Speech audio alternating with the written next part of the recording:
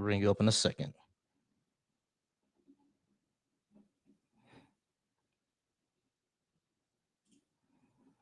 Yeah, I keep forgetting to mod that account. I'm gonna mod that account in a second. All right, Michaela.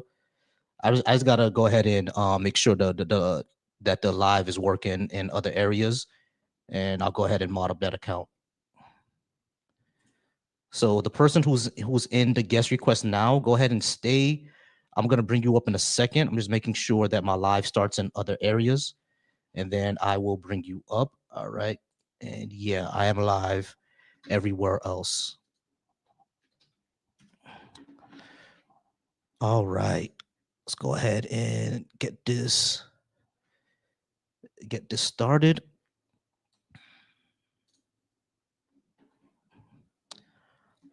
All right, cool. Got him up.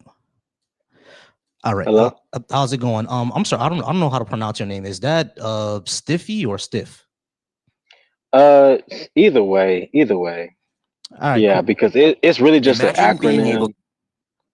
Say that again. I'm sorry, sir, but it's just an acronym. I really don't know how to pronounce it. So it's like either way you pronounce it, it's okay. You said stiffy or stiff or like yeah. Stiff or Stiffy is fine. All right, cool. Let's Yes, go sir. with Stiff. All right, Stiffy. How's it going, Stiffy? Are you at least 18? And did you disagree with what I have on the board? I am 27 years old and disagree. I don't know. I just want to flesh out what do you mean by point number 3, reparations for Black Americans, Yeah. as in like. Go ahead. I'm sorry, sir. Yeah, African Americans should receive reparations, not just for slavery, but for redlining, for Jim Crow, for the war on drugs, etc. Beautiful. Okay, beautiful, beautiful, beautiful. Okay, so with that point, yes, I do not agree. Well, I do not disagree. Let me rephrase. Hmm. I agree with that stance. My only question is, how do we distinguish Black Americans from other people of skin color that look like us, but they are not from America, if you get what I'm saying. Immigration records. Like my parents came over here in the 70s. Like obviously, like though that one I wouldn't count, right? Thank you for saying that. I'm picking up what you're putting down, but Mhm. see, you are referencing something that happened in the past. Mhm. But what about now? I'm in what about now? Like in the past, there was like, like lack, or I ain't gonna say lack, but it wasn't as many populated people in America or in the world, Mhm. or just little less America then. So I'm just asking, how does your view, your mindset apply to now? Because it's more people and more Black people or more people with darker skin tone having the same thing. Call from. Yeah, Because sure. Give me a you second. could Steffi. be right. You cool. To accept, press 1. To send. Hey, how's it going? Who's calling? This is Volcy Thoughts. How you doing? Timothy Walton. I'm sorry. How's it going? Are you? Can I have your name, please? Yes, Timothy. Timothy, how's it going, Timothy? Are you at least 18? And did you disagree with what I had on the board? Yes, I do. All right, cool. Can you give me a few seconds, Timothy? I gotta finish off with one person first. You're gonna hear some silence, but I'll get to you in a second. All right. Oh, yes, that's fine. All right, cool.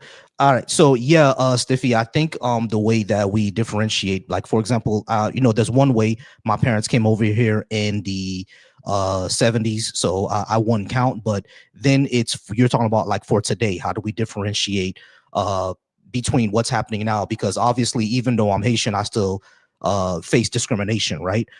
That is a question, a very good question. And what I've heard is you can do it on a tier system. Essentially, you handle Black Americans first, and then you handle the grievances that the rest of us had, right? Or you can just do for Black Americans, because the way you can do for the way you can handle reparations, anybody who isn't a Black American but still lives around Black people, which was usually Black immigrants, we're going to benefit from it anyway. Like for example, the way to handle redlining is essentially, not only like with cash and giving them money, but to repair those red line communities, those red line areas, to repair how we fund education. And the people who usually live in those areas who are not Black Americans tend to be Black immigrant anyway, and they're going to they're going to benefit from that anyway because they live within those same areas. Does that make sense, Tiffy? Yes, that does. So I'm assuming Um, Wait, you hold are on now. Give advocating me a for. second, Stevie. No, I'm not talking to you. I'm Okay, sorry. The person on my I phone. got it. What's your name again? What's your name again? The person on my phone. Oh, Timothy. Timothy. Yeah. Not you, Timothy. I was talking to Stiffy. Give me a second. Give me 1 second, Timothy. I'm talking to a person on my TikTok. All Okay. right. You're not gonna hear them, but that's why I said just give me a second. All right. But yeah, Stiffy over on my TikTok. Does that make sense? Yes. oh, you have to reiterate. Just say what the last point was.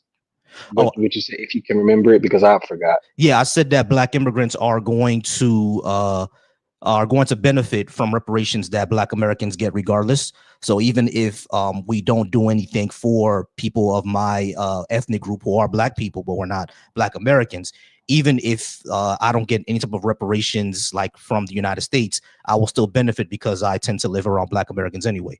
You see what I'm saying? And not only that, America did do things to Haiti as well. So there should be some sort of restitution there. You know what I mean? But I believe that it should come after the restitution that Black Americans should get, if that makes sense, Tiffy. I'm picking up what you're putting down, Mm. and my only Are you? disagreement with that I can is still more hear you. I'm sorry.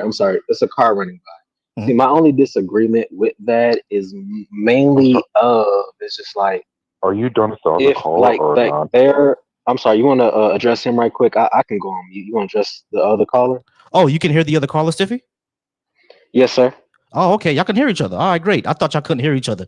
Or yeah, Timothy, I'm still talking to Stiffy because he's on my TikTok. But yeah, I could address the other call Stiffy. Give me a second.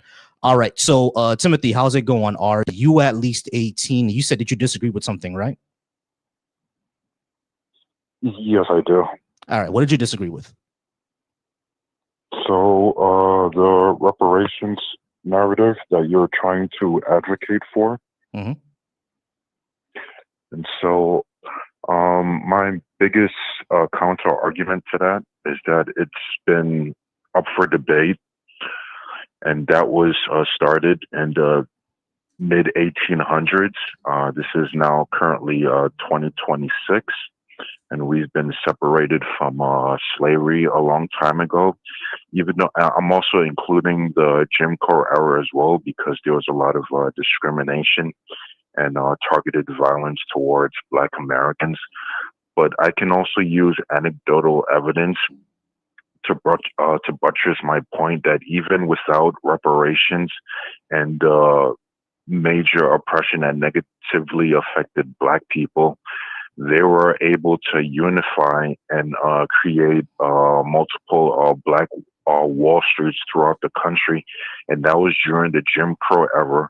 Now we're currently in 2026, where pretty much we have equal rights. Yes, there's still a bit of systemic racism that negatively affect Black people, but no one is causing a blockage for them to increase their personal value by obtaining a high school degree and either venturing into a higher education or some type of trade skill that will help them get to the middle class. And let's compare the Jim Crow era till now. There has been a huge uptick in Black millionaires, and so their wealth has increased dramatically. So why Blacks are not able, with equal rights provided to them and more Black millionaires, which equals more resources to unify once again and create multiple Black Wall Streets throughout the country? Okay. Because systemic discrimination still exists.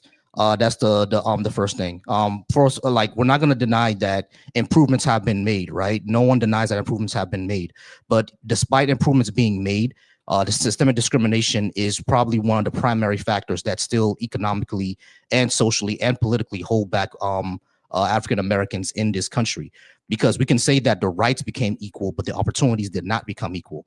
We see this in the fact that when we look into like research into how discrimination happens in this country, we find that one of the things that was found was that black people, black applicants, especially African American applicants, when it comes to the job market, they can have similar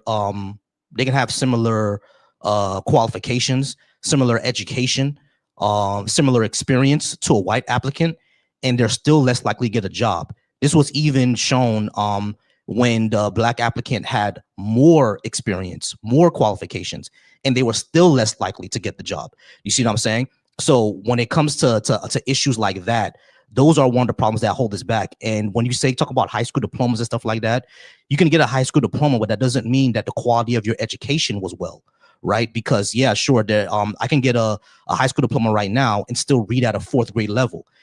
That's actually an issue across America right now, where people are getting those diplomas, but they're graduating with a 6th grade level of education. That's an issue, isn't it? So it's not just about, everything is equal now, or everything is all good and well. As a matter of fact, MLK himself started saying that just because civil rights passes doesn't mean that everything is equal yet. We still have a massive amount of issues that we need to fix. So it's not just, everything is equal now, therefore black people should be fine. That's not how that works. So I'm not arguing that there's still minor issues that need to be addressed. My main point is who are stopping black Americans from venturing into a trade or higher education. And the point that you brought up with people graduating high school and still have a grade 4 level, whose fault is you need to direct that to? Is it the school system or the parents and the student themselves who didn't take accountability to catch up to the prerequisites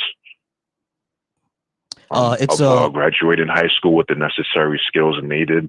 And it's not just high school. There's other alternatives where people can self-educate themselves, such as going to the library and choosing specific targets that they want to explore to gain more knowledge. And there's also free education through many online websites that they can take advantage of. They don't just have to rely on a public high school teacher to give them knowledge. They can go over. So the issue is the issue is systemic. It's not just because a lot of times you don't know what you don't know, right? No, you can't finish. A lot of times you don't know. No, a lot of times you don't know what you don't know, correct? So when it comes to hold on, a lot of times you don't know what you don't know. So it's not just they can just go to the library. A lot of them don't even know that information exists in the library because they're not taught that. Well, for example, let me ask you a question. If you were never taught the color white, would you know what the color white is? No, you wouldn't. I mean, right, exactly. You wouldn't know what the color white is if you were never taught what the color white is.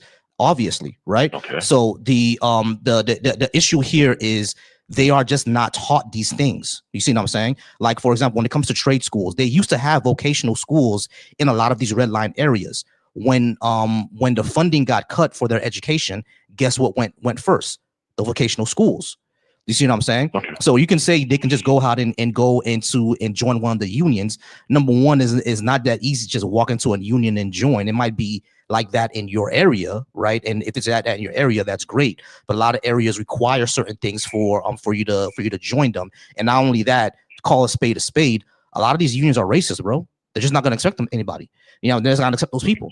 So yeah, I agree with you. These things should change. One of the things we can do with reparations is to add vocational schools back into these red line areas, which is what people advocate for. As a matter of fact, these high schools that are in these red line areas, put vocational schools back into them. So a lot of them don't have to necessarily go off to college. They graduate with the trade.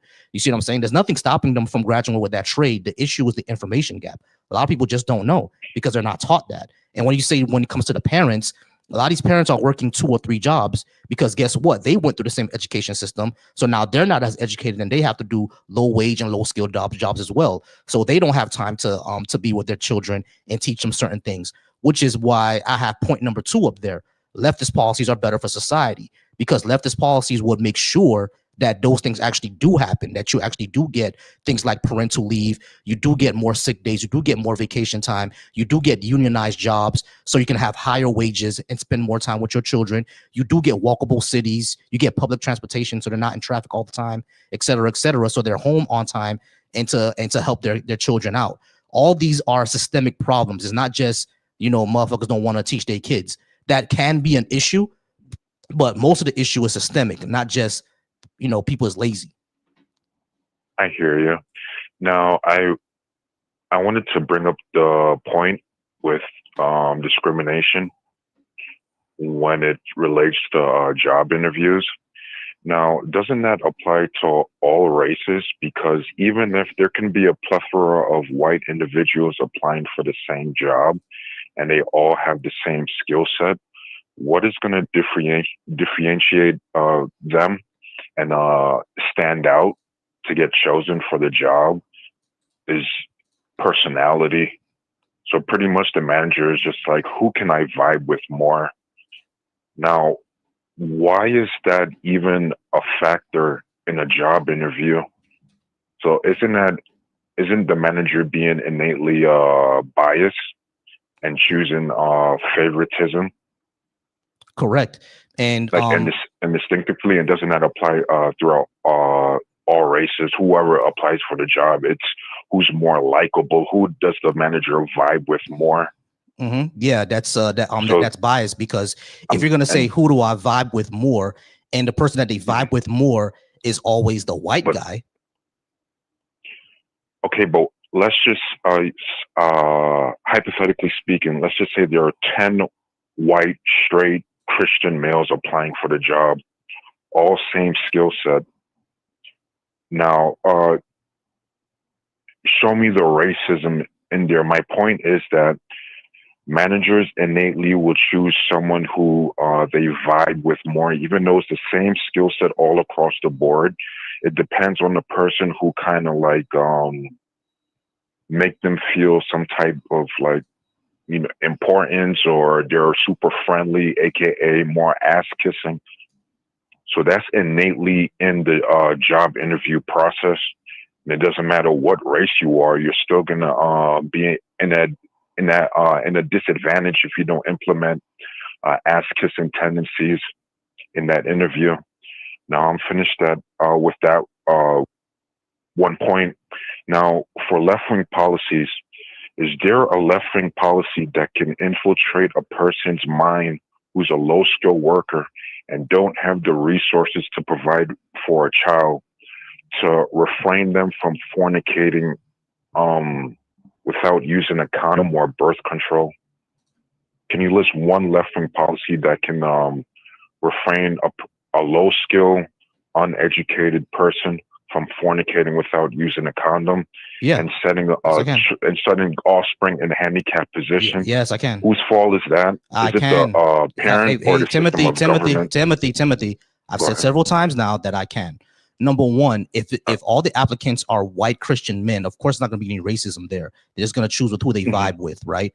But if all the applicants are a diverse group of people, and we see time and time again that the managerial staff is continually choosing the white man, are you going to tell me that no other ethnic group has ever employed ass kissing or friendly demeanor or anything like that? That would be ridiculous, right? If we see on this, hold on, wait, let me finish. If we see on a consistent basis that this is the same thing that happens over and over and over again, at that point, you just can't claim that that the other people are just not friendly enough. That would be crazy. But the second thing I would say is that what policies can we do to infiltrate the mind? Education. Because you just said lowly educated, right? If we educate them properly, if we give robust sexual education, if we give education on not just contraceptives, but also what sex is, their body parts, etc., a robust sexual education, you'll see the amount of abortions and teenage pregnancies go down, because we've seen this multiple times. Anytime that a community or an area was given robust sexual education, you saw the rates of teenage pregnancy go down. You also saw the rates of abortion go down, because they were better educated. And now, not only that, like I said, if you put more vocations into these high schools, so these students graduate with a trade and they go straight into the workforce, even if they have children at 19, 20 years old, they will still be able to afford them one day. Okay, and how much money do you think is sufficient to provide for a child? Like, what is your ballpark number? Say if it's a man and a woman in a household, what's the combined income they need to provide for one child? Nowadays, it's probably like close to $100,000 nowadays. But if we had universal education, universal pre-K, it will go down to probably like maybe 40 or 50,000, because childcare is one of the biggest expenses that causes all these prices to go up. So you're agreeing with me that, the poor and most of the middle class shouldn't have children because they don't have the resources to provide for them, correct?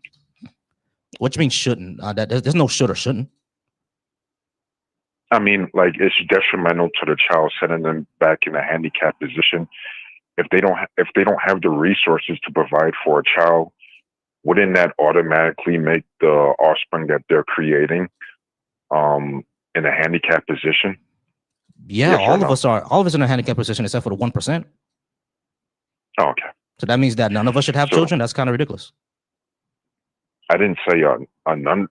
I'm just saying that you need to increase your value until you garner up enough resources to provide for that child. Not everybody gonna be rich, bro.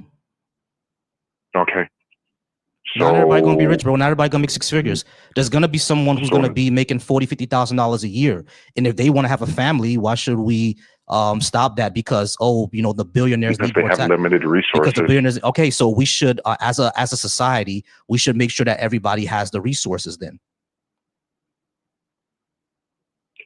how can, as a society, make sure everyone has the resources? Guaranteed housing, guaranteed housing, paid parental leave, universal education, walkable cities, things like that.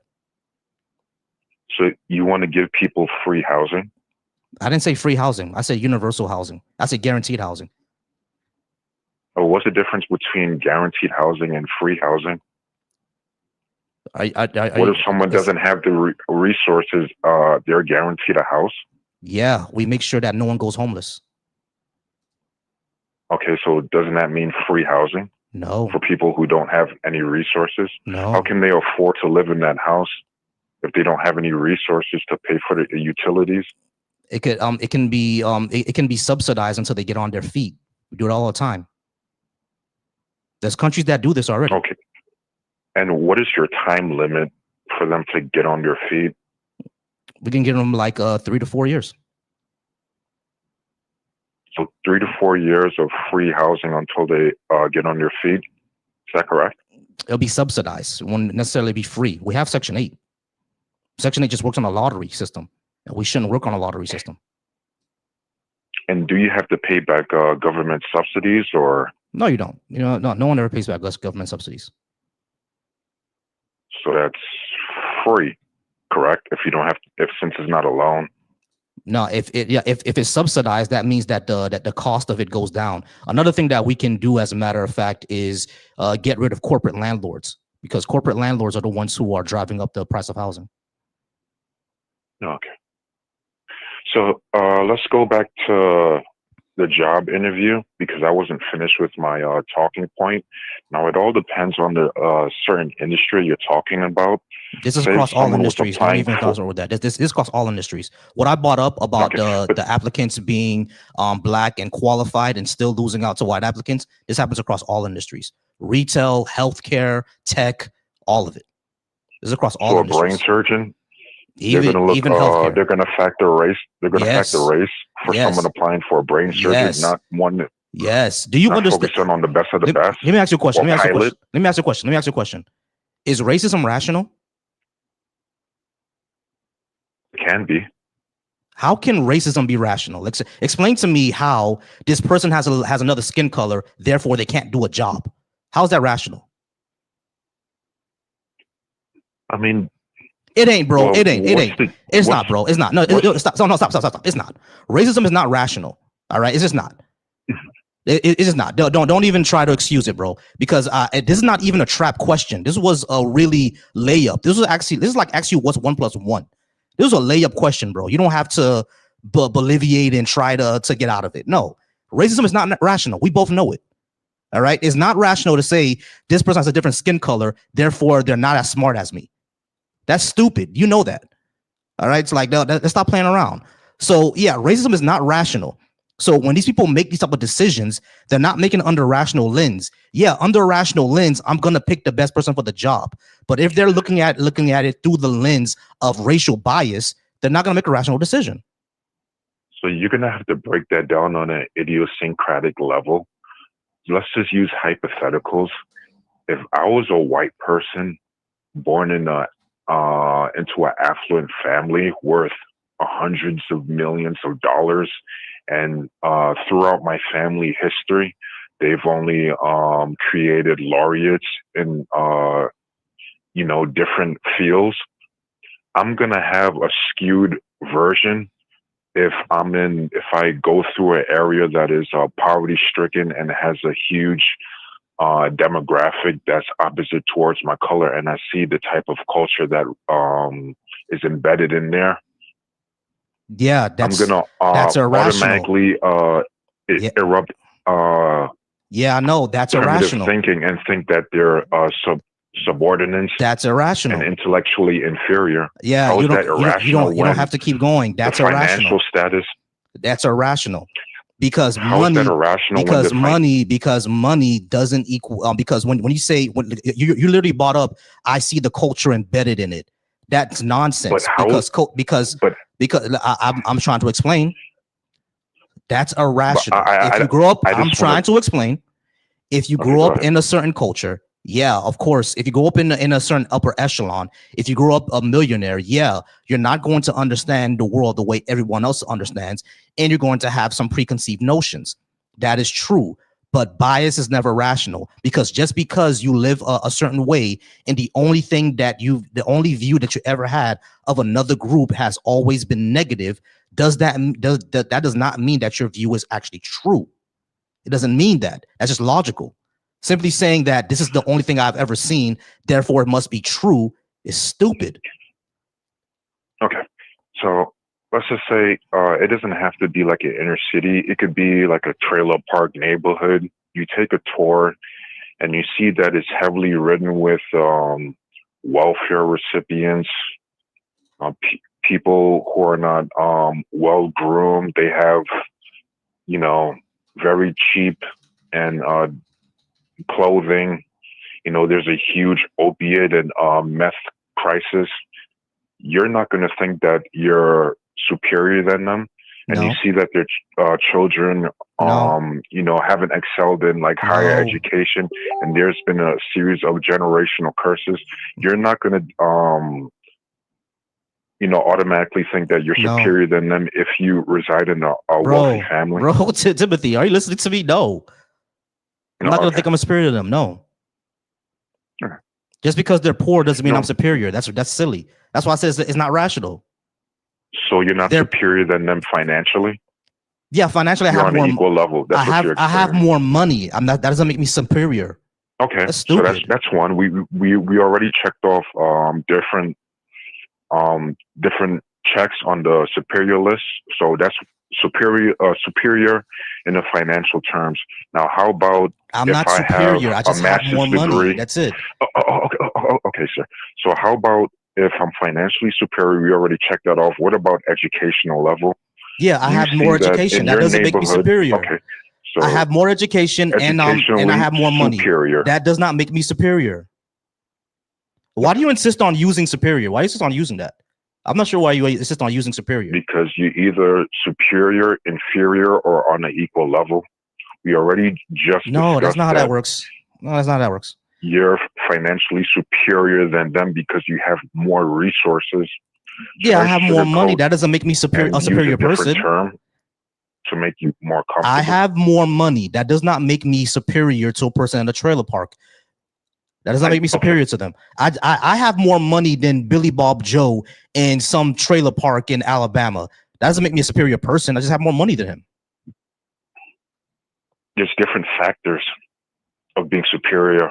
Yeah, you can be financially superior if you have a higher education. All right, so we're gonna go ahead and move on, y'all, because that was getting nowhere. We're already at 15 minutes. All right, guys, I appreciate you all being here. Go ahead and keep liking it live and keep sharing it. Keep liking live, keep sharing it. Everybody who's watching me over on the Deconstruction Junction, I appreciate y'all being there. If you would like to talk, go ahead and call in. Anyone who's watching me on Volcy Thoughts on my YouTube channel, you can also call in as well. The number is pinned. The number is pinned, so for anybody who would like to call in, I appreciate y'all. We have another call in. John. Hi, John. How's it going? Are you at least 18? And did you disagree with what I had on the board? Yeah, I'm 25, and I disagree with the point. I'm sorry. I'm saying that again. You agree or disagree with one point? I disagree with a few points. All right, cool. Go ahead and start where you would like to start with. Which one do you disagree with? Well, if you don't mind, would you be okay with opening the discussion on the previous caller's claim about I personally wanted to touch on justifiable racism. Justifiable racism?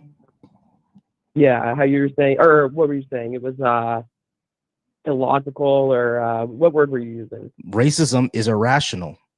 Like there's no way to justify it. Sorry.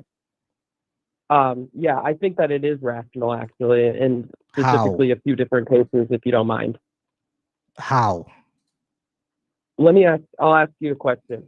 You as a black male, if 14% of the population was white males and just not even males, say white people, and out of that 14% of the population in America being white, 54% of them were committing violent crimes, do you think that it would be rational to avoid a white person, you as a black male, walking in your city because they statistically commit more crimes, or do you think that would be irrational? That's irrational. Okay, I would like for you to defend why you think that would be irrational. Because a person being white doesn't make them a criminal, does it?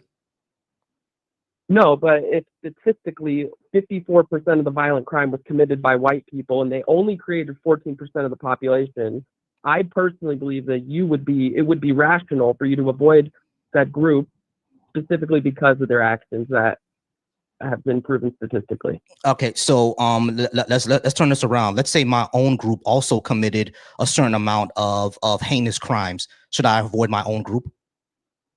Yes. Yeah, that's why it's irrational. I have to interact with people, bro. And having a certain skin color doesn't mean the person's going to be a criminal. That's stupid. Absolutely not. But you are exactly right. As a black male, you John, listen to my question. Does a person's skin color make them a criminal, no matter what the stats say? Of course not. Okay, so avoiding a person just because they have a skin color is stupid. That's irrational. So you just know that there's no even argument around here. You already admitted how it's irrational because having a certain skin color doesn't make you a criminal, no matter what a stat says.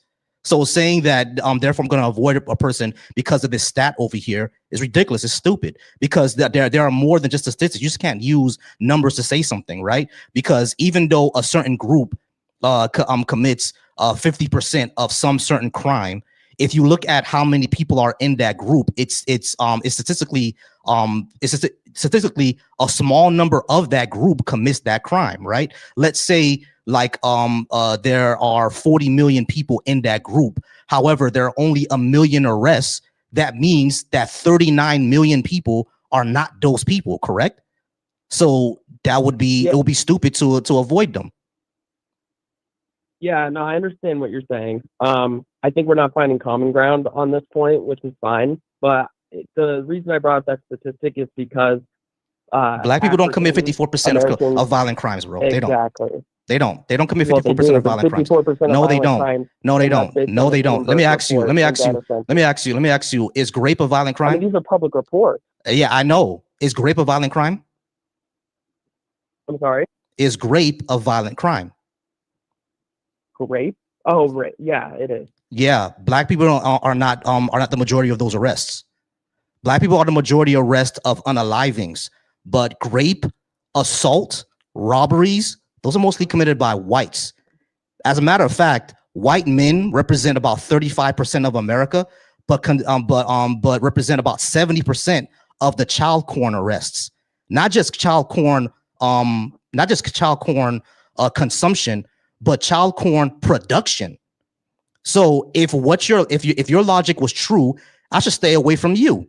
I should keep my children away from you, right? Because even though white men represent only 35% of America, they represent almost 70%, an overrepresentation of not only the consumption, but the production of it, right? Yeah, I mean, you're taking one specific point, which I obviously not going to justify child porn, because it is heinous. I agree with that. However, I'm talking about specifically, and also your numbers on great wrong. Population 14% of the population, African, Black, American individuals. You're breaking up. 30% of the race. You're breaking up. So you're breaking up. Yeah, so there's 30%. So 46 or 54% of violent crime, and then out of that violent crime, 30% of the rapes are by African American individuals. So. Right. And then you also made the point I didn't hold on, wait, because you keep hold on, stop. Listen. Wait, you're not gonna let me You keep finish? saying, hold on, because I need to correct you. You keep saying violent crimes. Black people don't represent 50% of all violent crime. That's untrue. Yes, they do. No, it's not. It's only for murder. It's not for all violent crimes. That's not true. Why will you not? Black people are not 54% of rape, bro. Black people are not 54%. No, they're 30%. Hold on, stop. Yeah, 30% of rape, but not 54%. You said all violent crime. They're not. You're just wrong. No, that 54%. Hold on. Hold on. Listen. 30%. Hold on. Listen. Stop. Listen. Black people represent 54% of the arrest of murder, not for rape, not for assault, not for robberies. Murder. That's the only one. There's also violent arson. You know violent arson, right? Arson with the intent to hurt somebody else. Almost 60% of that is white men. So when you say they represent, hold on, stop. When you say 54% of all violent, stop. When you say 54% of all violent crimes, you're just wrong. It's only murder. Murder is the only one. Okay. Everything else we don't overrepresent in that. And murder has several reasons for that. Not only that, you also have to take into account that black men represent over 50% of exonerations for that same crime, for murder. We represent 54% of the exonerations for it. So when if we represent 54% of the arrests and then represent 50% of the exonerations, what does that tell you? Yeah, I understand. Can I reply now? Go ahead. Okay, so I'm gonna have you concede on your claim that it's 54% of the murders, because this is from the 2025 UCR data report. This is from Bloomberg, Unified Data, and U.S. Data Census. According to the FBI arrest data compiled of violent crime offenses, which includes murder, rape, robbery, and aggravated assault, 52.6% were Black or African American. Even though creating 14% of the population, that's all violent crime. That's not just murder. Where'd you get that from? 4 different reports there. So would you concede? Where'd you get it from? Unified Data, Bloomberg, and U.S. data, our data. What did you look up, actually? I said, what percentage of the violent crimes by race? Give me 1 second.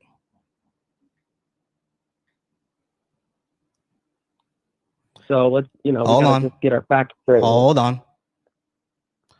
All right. So I just went up, looked up FBI crime statistics by race.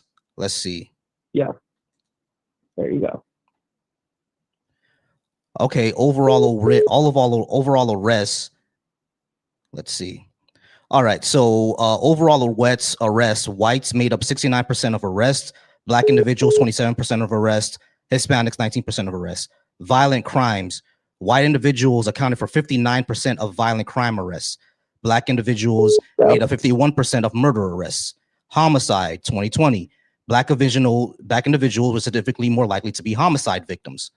So yeah, I know this is you're something I just looking Googled. at, yeah, and that's by other blacks first off, and then you're also looking at Yeah, we murder know that. statistic. I'm asking you to look at the violent crime statistic. Yeah, violent crimes. White individuals accounted for 59% of violent crime arrests. Okay, and what percentage was black or African American of violent crimes? It doesn't say. Matter of fact, I'll bring up the table. Give me a second. Let's see. Actually, this one is from 2019. Let me see if I can go ahead and look up the one from recently. Let's look up 2024. Yeah, it's definitely increased since then.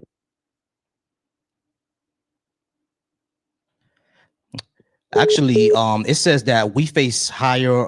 We're actually disproportionately targeted for hate crimes, or 50%. Wow. Okay, but we're not talking about hate crimes. Yes, hate crimes happen. I agree. It's bad. Okay, hold on. Let's see. All right, arrest violent crimes. White individuals made up the majority, 53%. Yes, that's from the correct, Brookings. because we are the majority. That's from of the country. Brookings. Hold on, that's from the Brookings institution as well. So hold on, you said that that for all violent crime, and when I looked up for all violent crime, it said that white people are the majority, not black people. That would make sense to be the majority because we are proportionately. But you just said black people were the majority of violent crimes, according to what I just looked up from the Brookings institution. Something that you brought up, it said white people were the majority.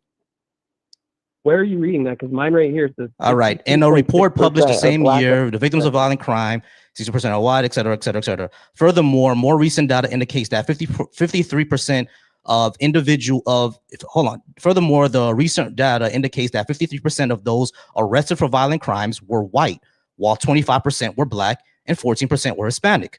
Now, a lot of Hispanics themselves are white.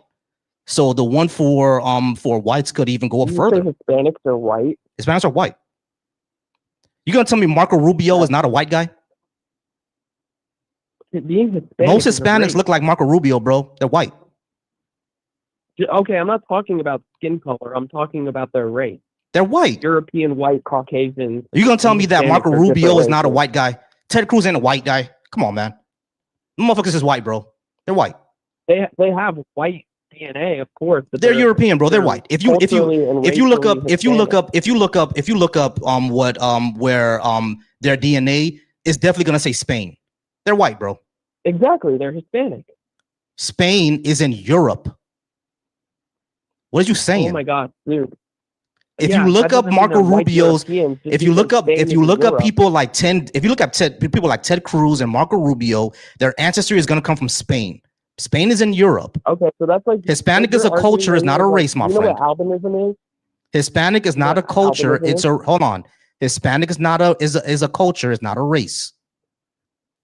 Are you serious, dude? Yes. Hispanic is a race. Yes. What are you talking about? You realize there are black people who are Hispanic, right? So you're saying like a white albino African is white because they're no, that's not what I said.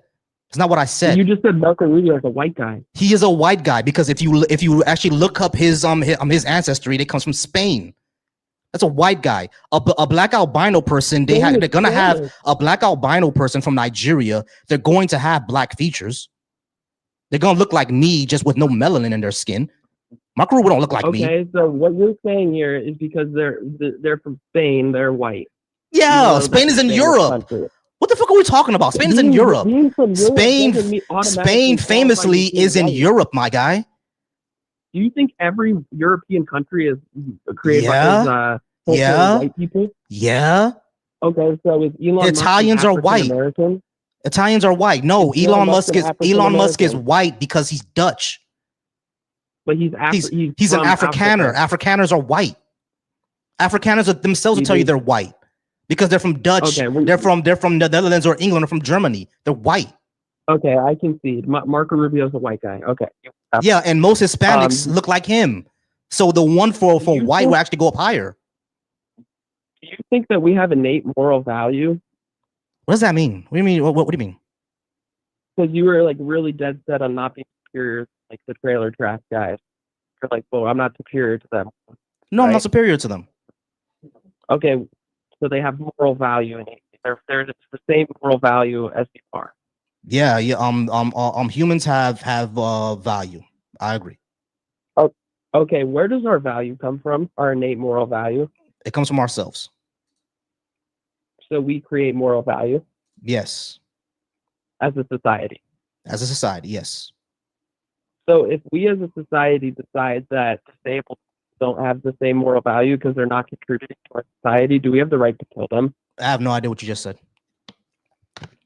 If we decide as a society, the same way that they did in Nazi Germany, that disabled people, because they can't contribute in the same manner to our society, are of less innate moral value, can we kill them?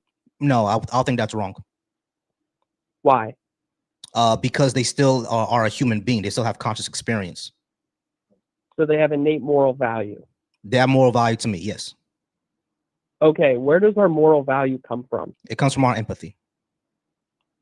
From our what? Our empathy. The reason why Hitler was able to do what he did in Germany is because he was able to convince people to not have empathy for the Jews. That's how he was able to do that. So the moment that we have empathy like that goes away. None of us are going to do what you said. Yeah, but it doesn't make sense about if they have moral value, because it's the same way of like that back in the medieval times when people would pillage nations and kill all the people that weren't fit to work. They believed that they were doing justice because there was no innate moral value there. Correct, because they didn't have empathy for those people. Okay, exactly. My point is that this is where I would bring God into the consideration, because one of your points is, why should I believe in your God? I believe that we're all created equal in the image of God, and that God gives us our innate moral value. But you're saying that we as a society created because of empathy. Yes. Okay, but where does empathy come from? Evolution. We evolved it. We evolved to have empathy. Yes, because we're a social species. All social species have some sort of empathy. Why are humans the only animal on Earth that has empathy? We're not. Okay, what other animals have empathy? Elephants, dolphins, dogs, cats, mice. So sometimes if I were to even put chickens. my dog in a room with a mouse, it would kill it and eat it to shreds. Why doesn't it have empathy for the mouse? No, a dog won't eat it. A cat will eat it. Yeah, so why doesn't my cat or dog have empathy for the mice? Because cats are carnivores and mice are their prey. But cats have empathy. Yeah, but cats have empathy for each other, and they have empathy for you. So we should only have empathy for other humans. Most we have a human bias. Yeah, most of our empathy is for other humans. We typically consider human beings before we consider all of the animals. If it was a choice between you, even though like I don't know who you are, but if someone said, hey, either shoot Tom or shoot a cow, I'm gonna shoot the cow. Yeah, but you see how this doesn't make sense without God? Because if we have empathy, it's just something that we have for creation, and we evolved from creation, and specifically Darwinism, evolution from fish, then it makes 100% sense. In that theory, if we evolved to have empathy for all animals. All right, it makes 100% sense. And me should have the same moral value. It makes 100% sense, because the reason it makes sense is because I didn't grow up in a society with cows. I grew up in a society with you. So of course I'm going to have empathy. Hold on, listen. My society is not with cows. My society is with other humans. Cows are just a peripheral of my society. They're my food, but you're not my food. You're another person that understands theory of mind. You're another person who looks like me. When we were all evolving in the African Sahara, we had to get along with our neighbors, the people who are going to be part of our troop, part of our society. If I antagonize them or try to eat them, that's not a good way for us to survive, is it? So of course we had to provide. Yeah, exactly. So we had to develop empathy. So my society isn't with cows, it's with you. That's why I have more empathy for you than I have for the cow. Yeah, but you would see like how, let's say an animal rights activist would disagree and say, well, no, they have the same moral value as us. Yes, yeah. And for a large part, they're actually even though right. they grew up in their society and evolved to have empathy for their Yeah. their No, other agreed. community. Agreed. Yeah, they would say, like, what I'm saying is that on the base human level, we have more empathy for other humans than we do have for other animals, non-human animals, right? Because that's just the way it is. But someone who's an animal rights that's not activist, right, because someone who's an animal rights activist would say that we need to consider all the other creatures, all the other animals. And for a lot of part, they're right. I would consider empathy for my cat, right? I don't want my cat to get hurt, right? I just want to throw my cat into traffic, right? But if someone say push a human into traffic and push a cat into traffic, guess what I'm choosing? Yeah, that's personal to you, though. Yeah, it is. That's how that's how it is. True. I mean, even with you, it's personal to you. I think all humans operate the same way I operate. An objective truth. I believe that it's objectively true that humans have innate moral value. Okay, sure. How do you show that to be true? God, and that's true. But your point is not objectively true, because there are other people that would say, "Well, I grew up and right." In your okay, belief, so my question is how do you show what you said to be true? And we have a minute and 30 seconds left. So how do you show what you say to be true? I'm sorry, say that again. How do you show what you said to be true? Through evidence. What's the evidence that human beings have objective moral value? Because the only thing you said is God, and you can't really prove God. Yeah, I'll give you evidence of God. Okay, what's the evidence of God? So you look at the latter. It's either that there is a supernatural creator outside of space and time. I didn't ask for a philosophical cute argument. I asked for evidence. What's the evidence that there's a God? Yeah, that's why I'm going to give you evidence. Yeah, a philosophical argument is not evidence of anything. Do you have some sort of peer-reviewed paper? You have some sort of empirical data? What do we have? Okay, so I believe that there's one true God, the Christian God, Jesus Christ. Okay. Jesus Christ was a human that lived. Can we agree on that? Jesus Christ was a human that lived. Okay. So the evidence supports that he was a real person, and I take the Bible, specifically the original Greek manuscripts, as historical text. And if that historical text is true, based on the witnesses, based on the things that happened in that time, then Jesus Christ was either a liar, he was crazy, or he was who he claimed to be. Okay, so I look at the evidence of the Bible and the historical text. Okay, so here's the problem. Here's the problem. What came out of Rome. Here's the problem. Take that as true. Here's the problem. Just because some text said something doesn't make it true, because we can't go back in time and see Jesus walk on water. So we have no idea. Hold on. We can't go back in time and see Jesus walk on water. So we have no idea of what they actually wrote there is actually true. How do you prove Jesus actually did that? We just can't assume he did. We have the text and the witnesses, and the same thing I would ask to you as well. How do we know that Julius Caesar was a real person? Because we have his coins. Because hold on, let me finish. Let me ask you. Let me tell you.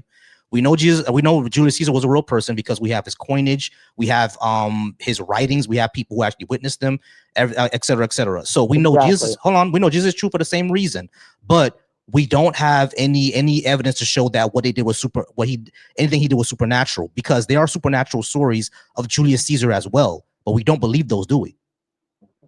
What supernatural stories of Julius Caesar? They said that Julius Caesar was the son of Jupiter. Oh, you're talking about Greek mythology? Yeah, they said that he was a son of Jupiter, but that's not actually true, is it? Because Jupiter doesn't exist. At least not the god. The planet exists. What did Julius Caesar do to prove himself to be that? Jesus Christ did many miracles and many things. And how do you know that? How do you know that's true? How do you know that he did those things? There was witnesses and it was documented. The same way that we know Julius Caesar was a real person because of the coinage in the text. All right, but the thing is, just because a document says something supernatural happened doesn't mean something supernatural actually happened. I could give you another example of a Greek. Hold on, listen, listen. I can give you another example, right? There's a Greek text called the Iliad. In the Iliad, it says that Zeus and Aphrodite intervened in the Battle of Troy. Are we going to say that Zeus and Aphrodite are real just because it says so in a Greek text? How many witnesses were there? They said that there were thousands of witnesses, like all of the Greek soldiers saw Zeus come from the heavens and intervene in the battle. Are you going to believe that? I've never read that, so I don't have an opinion on it. Exactly. So like the thing is, I read the Iliad when I was in high school. I thought everybody did, but you know, high schools are different. But I read the Iliad when I was in high school, and it literally says that Zeus intervened in the battle and all the Greek soldiers saw it. You don't believe in Zeus. So why would we take any supernatural document into consideration? For example, Spider-Man #1 says that Peter Parker was bitten by a radioactive spider and now he has superpowers. You don't believe that just because it's written. Yeah, but it was written as fiction. There's a difference. All right. So Your do you better believe? argument Hold on. is Do the you one hold on? about So do Zeus. you believe in Red Riding Hood then? Say that again? Red Riding Hood was written hundreds of years ago, and it says that wolves can talk. Do you believe that? It was written as fiction. What Red Riding Hood? It was written as allegory. So how do you know that that the Bible wasn't written as allegory? Because it wasn't claimed to be. No, Jesus claimed to talk in parables all the time.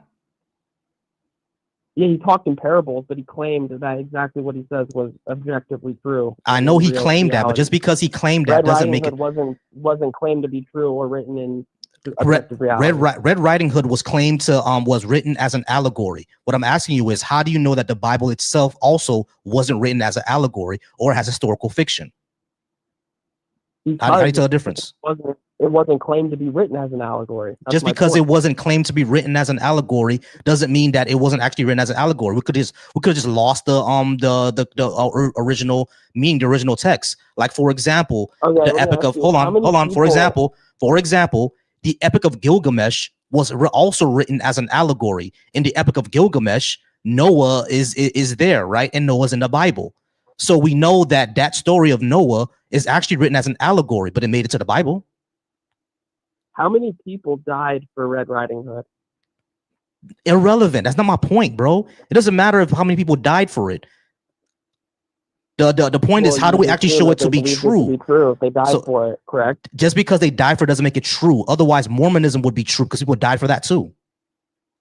I know. I'm not asking that. I'm saying people believed it to be true, specifically during the time of Jesus. Believing it to be true does not make it true. So someone like Paul that lived, or even Peter that lived among Jesus, okay, and went all the way to the Paul point never of met Jesus, dying bro. for not denouncing it. Do you think that they believe that what they saw Jesus do was true? Paul never Paul never met Jesus, bro. And yeah, they died for what they believe is true. I agree. They did die for what they believe is true. But just because they died for it believing it doesn't make it true. Otherwise, Mormonism is true. Yeah, but I'm saying people that lived with Jesus, Peter specifically, I said Paul, but I meant Peter, specifically that lived with Jesus and saw his miracles and saw what he did and died for it. Do you think that he was deceived? Do you think that like he was high on acid and like what did he see that made him die for that? He was high. He was high?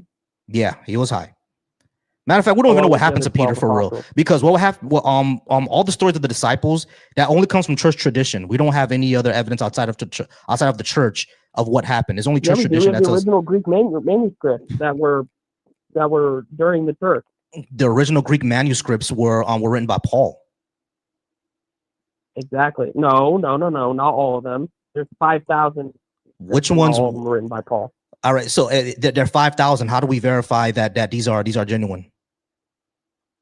Because it was written by people that these were stories were passed to. Yeah. Who do we go to? Like, how do we?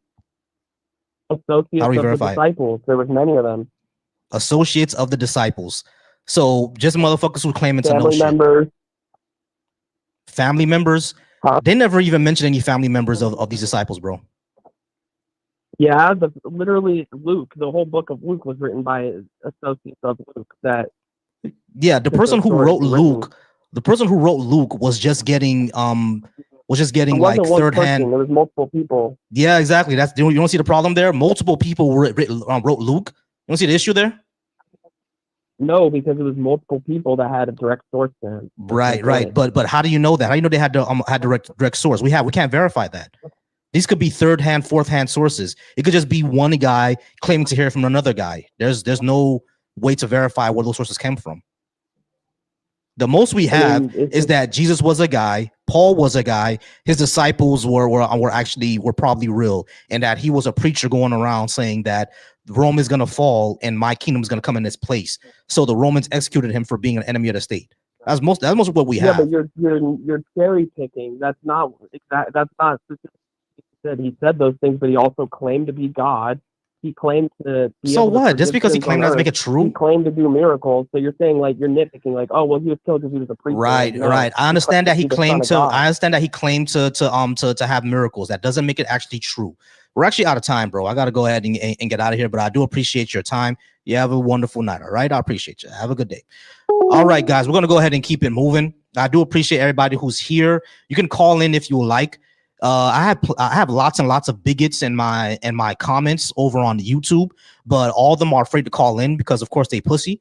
So because all the cowards are in my YouTube comments, not y'all deconstruction junction. I'm talking about my personal channel on YouTube. My personal channel on YouTube, the Volcy thoughts. I have lots and lots of bigots there, you know, but they don't want to call in because, of course, they pussy. So everyone drop a cat emoji for all the cowards in the in my YouTube chat who don't want to call in. Yeah, because you know they're always afraid to call in. But I do appreciate you all being here. I do have a gift goal. You can always call in. You can always call in. I appreciate y'all being here. Please call in and we can go ahead and get this popping and get it moving. Got a whole bunch of cat emojis for all the cowards and over on my on YouTube. My YouTube is Volcy Thoughts. The same thing as my TikTok. Volcy Thoughts. That's my YouTube. Yeah, Chad, you can go ahead and come up. I'll send you an invite, Chad.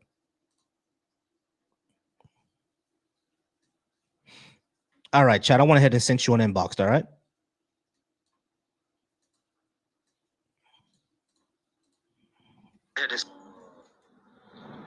All right, Chad, how's it going? We got the countdown on going. Are you at least 18? And did you disagree with what I had on the board?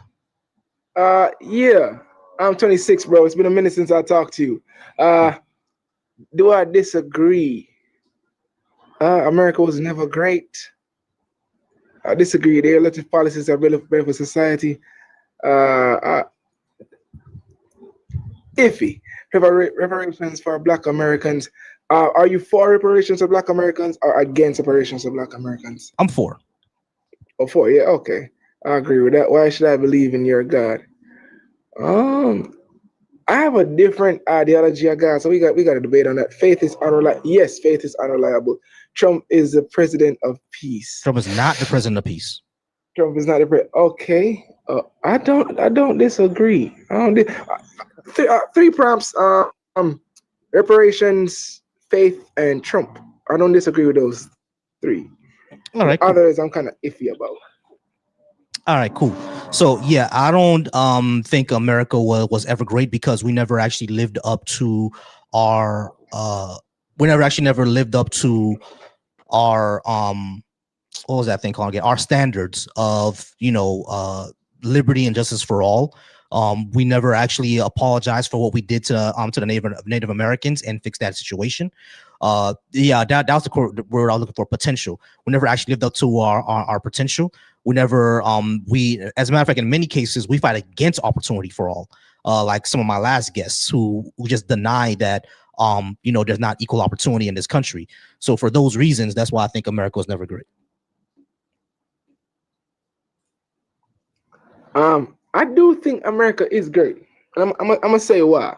Mm-hmm. It's understandable that what the founding fathers proclaimed to be the aim for the standard of greatness that we wanted to achieve was never actually lived up to. But the core values of what America undermines has been achieved.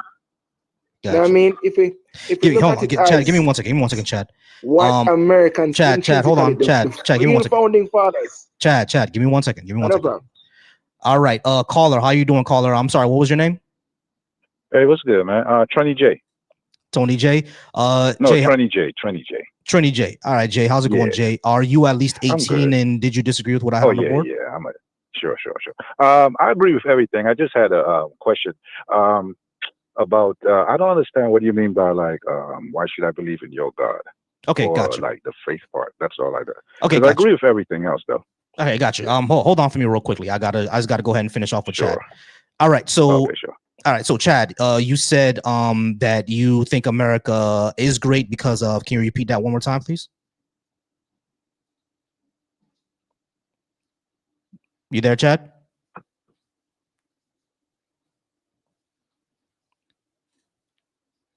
Chad, unmute yourself, please. You can go ahead and unmute now.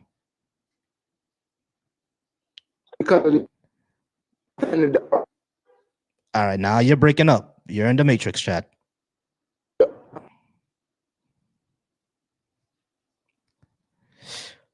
All right, Chad, I'm gonna have to ask you to drop for a second and come back up. We'll talk to you in a second. All right, Chad, go ahead and come back up when you're in a better area.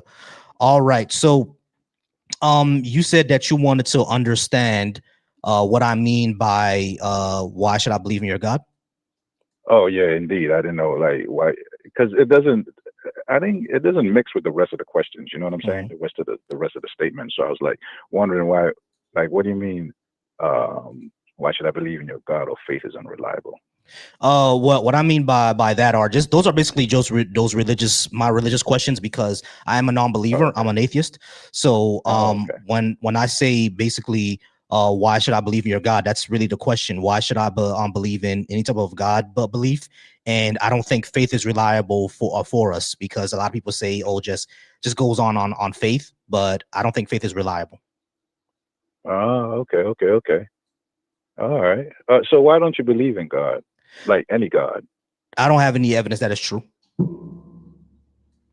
But do you have any evidence it's not true?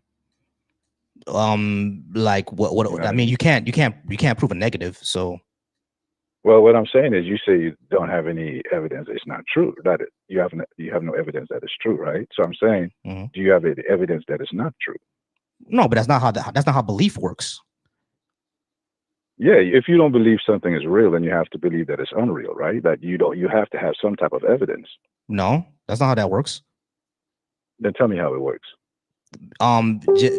Simply not believing in something doesn't mean that you believe that it's false. You just don't believe that it's true.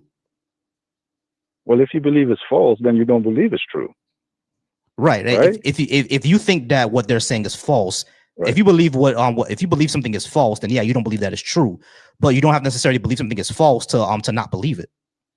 Yeah, but when I asked you, I said, why don't you believe in God? You said because you don't believe in him, right? You don't believe he exists, right? Right. I said I don't have any evidence that is true, so there's no reason to believe it. Right, evidence. So I'm saying, but since you said evidence, I'm just saying, do you have any evidence that it's not true, that he doesn't exist? No, but that's not how that works. So there is no evidence. Well, what I'm saying is there is no evidence or proof that there is no God, right? That's just a belief. No, it's not a belief. Non-belief is not a belief, bro.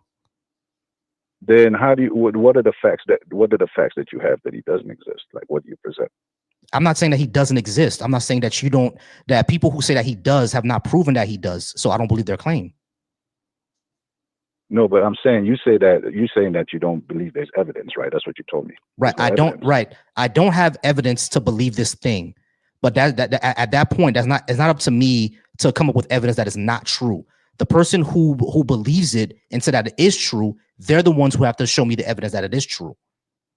No, so I'm asking you. I'm asking you what evidence that you have that basically you're saying that it's not true. Well, right? Like which God are we talking about? Whatever God, man. I mean, whatever. You know, you say you don't believe in God, so God is like universal, right? God is period, right? Right. I said I you don't believe in God. I said I don't believe in any gods. So you don't believe in a higher power, supreme being. No, I don't. Right? I don't have any evidence that that's true. But I don't need to come up with. Hold on. Listen, right. Jay. Okay. I don't need to come up with evidence that is not true for me to not believe it. That's silly. But how can you believe something is not true if you can't prove it? I didn't say I believe that is not true. I said I don't believe that it is true. Is not true and is true is two different things? Yeah, that's two different things. How? All right. I can say what you're saying is not true. I believe what you're saying is not true. That's one thing, right? Now, if you claim, say, hey, I have a pink dragon in my garage, I can literally say I don't believe that. Those are two different claims. Saying I don't believe that is not saying what you said is not true. Those are two different sentences. Okay, so you're saying you don't believe there's evidence that you. So you're saying that. No, I said I don't have evidence that it is true. You don't have evidence that it is true. Exists, and right? it exists. Yeah, I don't have any evidence that any type of supernatural or gods exist. So I just simply don't believe it. Now, if it is true, sure, provide evidence that it is true, but no one has yet. It's not up to me to find evidence that is not.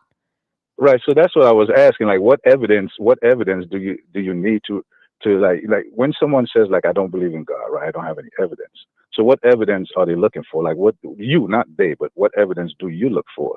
Something that there is a God. Something that's repeatable, that's tangible, that you can see, that you can feel. Yeah, something that's repeatable, demonstrable.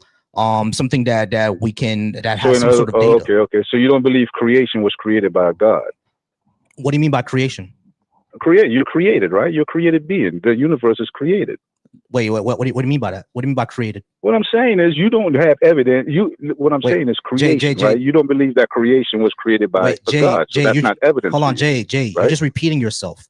When you say creation, no, I'm not. Listen to what I'm saying. Hold on, wait, hold on. I am listening. When I asked you what do you mean by that, you said creation. And when I asked you what does that mean, you said, oh, everything is created, creation. You're just repeating yourself. What do you say? Hold on, listen. I said creation. You're a creation, I understand, right? You're a created being. What does that mean? What do you mean? What do you mean? You're created. The universe is created. That's what I'm saying. Hold on, Jay. Hold on. That's what I mean when you say that you're repeating yourself. When you say that the universe came into existence. So existence is creation. That's what you're saying. You're trying to equalize existence and creation. Something existing. So how do you think the universe exists? You don't feel it. Let me ask you a question. Do you think you exist? Of course, I exist. Sitting in the chair right now? Hold on, Jay. Listen to me. Listen what I'm saying. Existence and creation are two different things, because something can exist. I'm asking you. Hold on, Jay. Let me just finish, bro. Let me just finish real quick. There's a difference between saying something is created and something exists, because created implies something deliberate, right? It was deliberately placed here. Like, for example, this phone was created, right? Because we know that someone deliberately made this. But rain also exists, right? Rain exists, but it's not deliberate. It's just a consequence of chemistry and physics. So rain exists. Let me just finish this. Rain exists, but it's not created. We can say that it's created in a basically esoteric sense, like because water evaporates, etc. Therefore, clouds quote unquote create rain. You can say that. Hold on, wait. Listen, you can say that, right? But the way that you're using creation, I'm sure that's what I'm trying to pinpoint. What do you mean? Okay, forget created and exists. Hold on, listen. Wait. Let me just finish. Now, that's what I was trying to pinpoint. Right. Jay, listen. That's what I was trying to pinpoint exactly what you mean. Do you mean something deliberate, or do you mean something that just exists? Okay, let me rephrase it. Since you on the creation existence thing, let me rephrase it. Okay. You see the planets, right? You see the universe, yes or no? You believe we live in the universe. How do you believe that we got here? How do you believe that the universe got here? A consequence of physics and chemistry, bro. Like that's what it is. Like the universe. Right, but wait a minute. Quantics on physics. Okay, fine.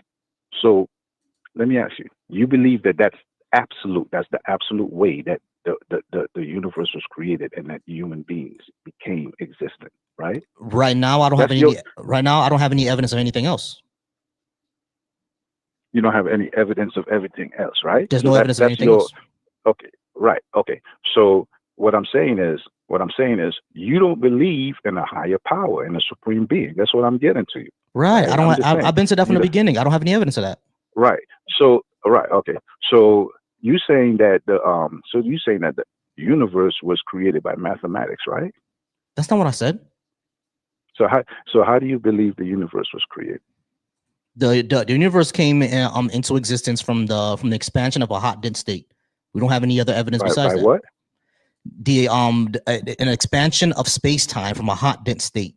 And when we say hot dense state, when we say singularity, that's at a point where our understanding of physics breaks down at that point. We don't know where that hot dense hot dense state came from or how to explain it. That's my The only point. way we can explain is exactly a hot what dense I'm state. talking about. Right. So there's So no expansion evidence of of where space-time. that came from. We don't. Right. We don't know where that from. came from. Right. Right. We don't know where it came from. Right. So it's Okay. it's an expansion of space-time, and we're not sure Right. what caused that expansion of space-time. We just don't know. I agree with that.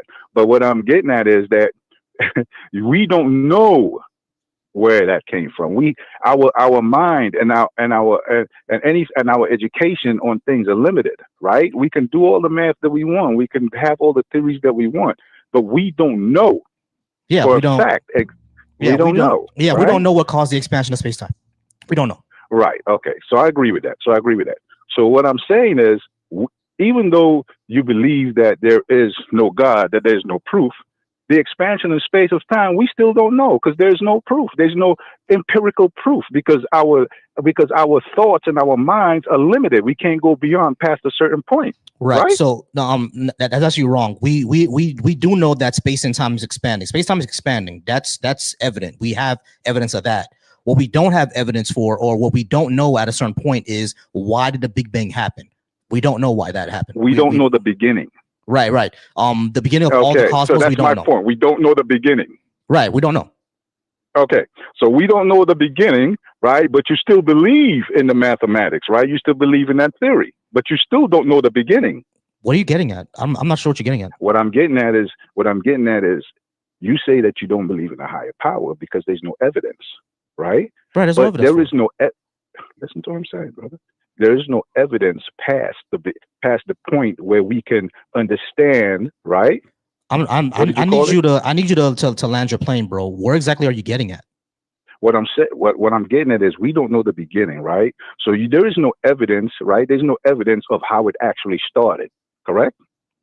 Bro, what are you getting at? I just need you to get there, bro. Like, what are you trying to say? You just laid out. Hold on, wait, hold on. Let me just try to get there.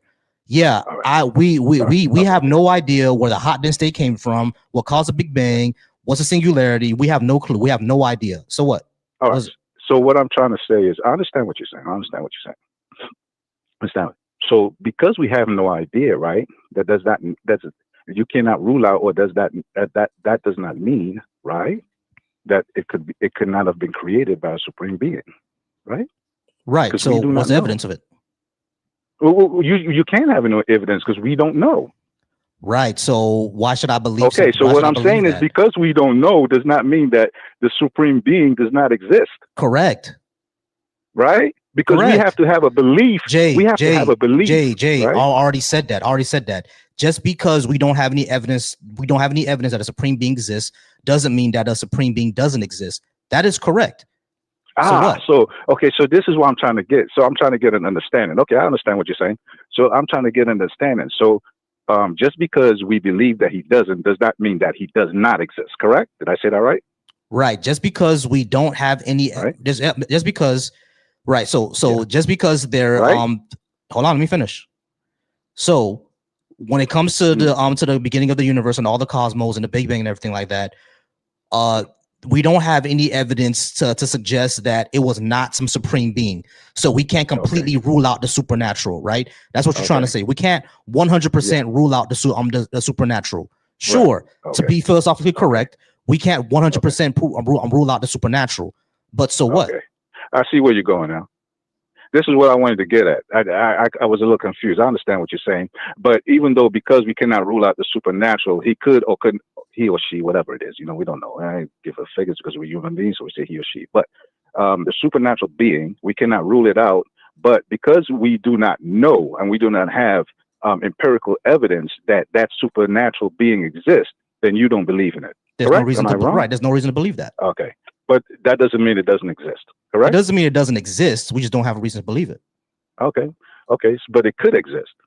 But it could. But you don't believe it because there is no evidence that it does exist. Correct. Empirical evidence means that evidence that you can see, right? Right, correct. Just like not dragons. Fake, but empirical. Right, exactly. Right? It's like dragons. Dragons could exist. It ain't no thing. Okay, I got it. All right. All right. Because the reason I was asking is because most people that believe in God, whatever God they believe in, there is no empirical evidence, right? But they believe in it by faith, right? They call them a spirit, right? Spirit, faith. that there is no, you can't touch him, you can't feel him, you know, you can't see him, right? But they believe that that supreme being exists, right? Through faith, through spirituality, right? Yeah. So. Oh, what I was getting at is, because I'm trying to get, like, I'm trying to understand the atheist point of view.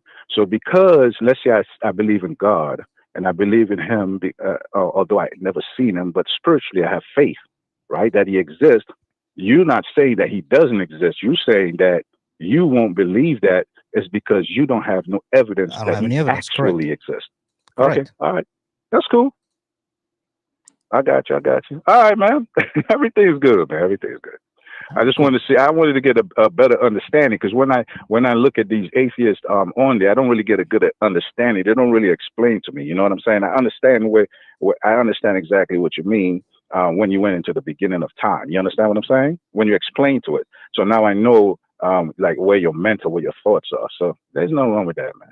You know All what I right. mean? Cool. I appreciate. But everything else, I believe it, man. You know what I'm saying? Yeah, All right, bro. cool. Gotcha. You know, Appreciate you. have a blessed day, man. You know what I'm saying? Be easy, man. All right, guys. I appreciate you all being here. I appreciate all the callers. Shout out to, again, the Deconstruction Junction. You guys are wonderful. If you would like to speak with me, go ahead and call in. There's someone over on my YouTube, Sean. Go ahead and call in. Whoever is there, go ahead and call in. Sean and all you guys, go ahead and call in. All right. So Chad, yeah, go ahead and come up again, because you had an issue with your Wi-Fi. So go ahead and come up again, please.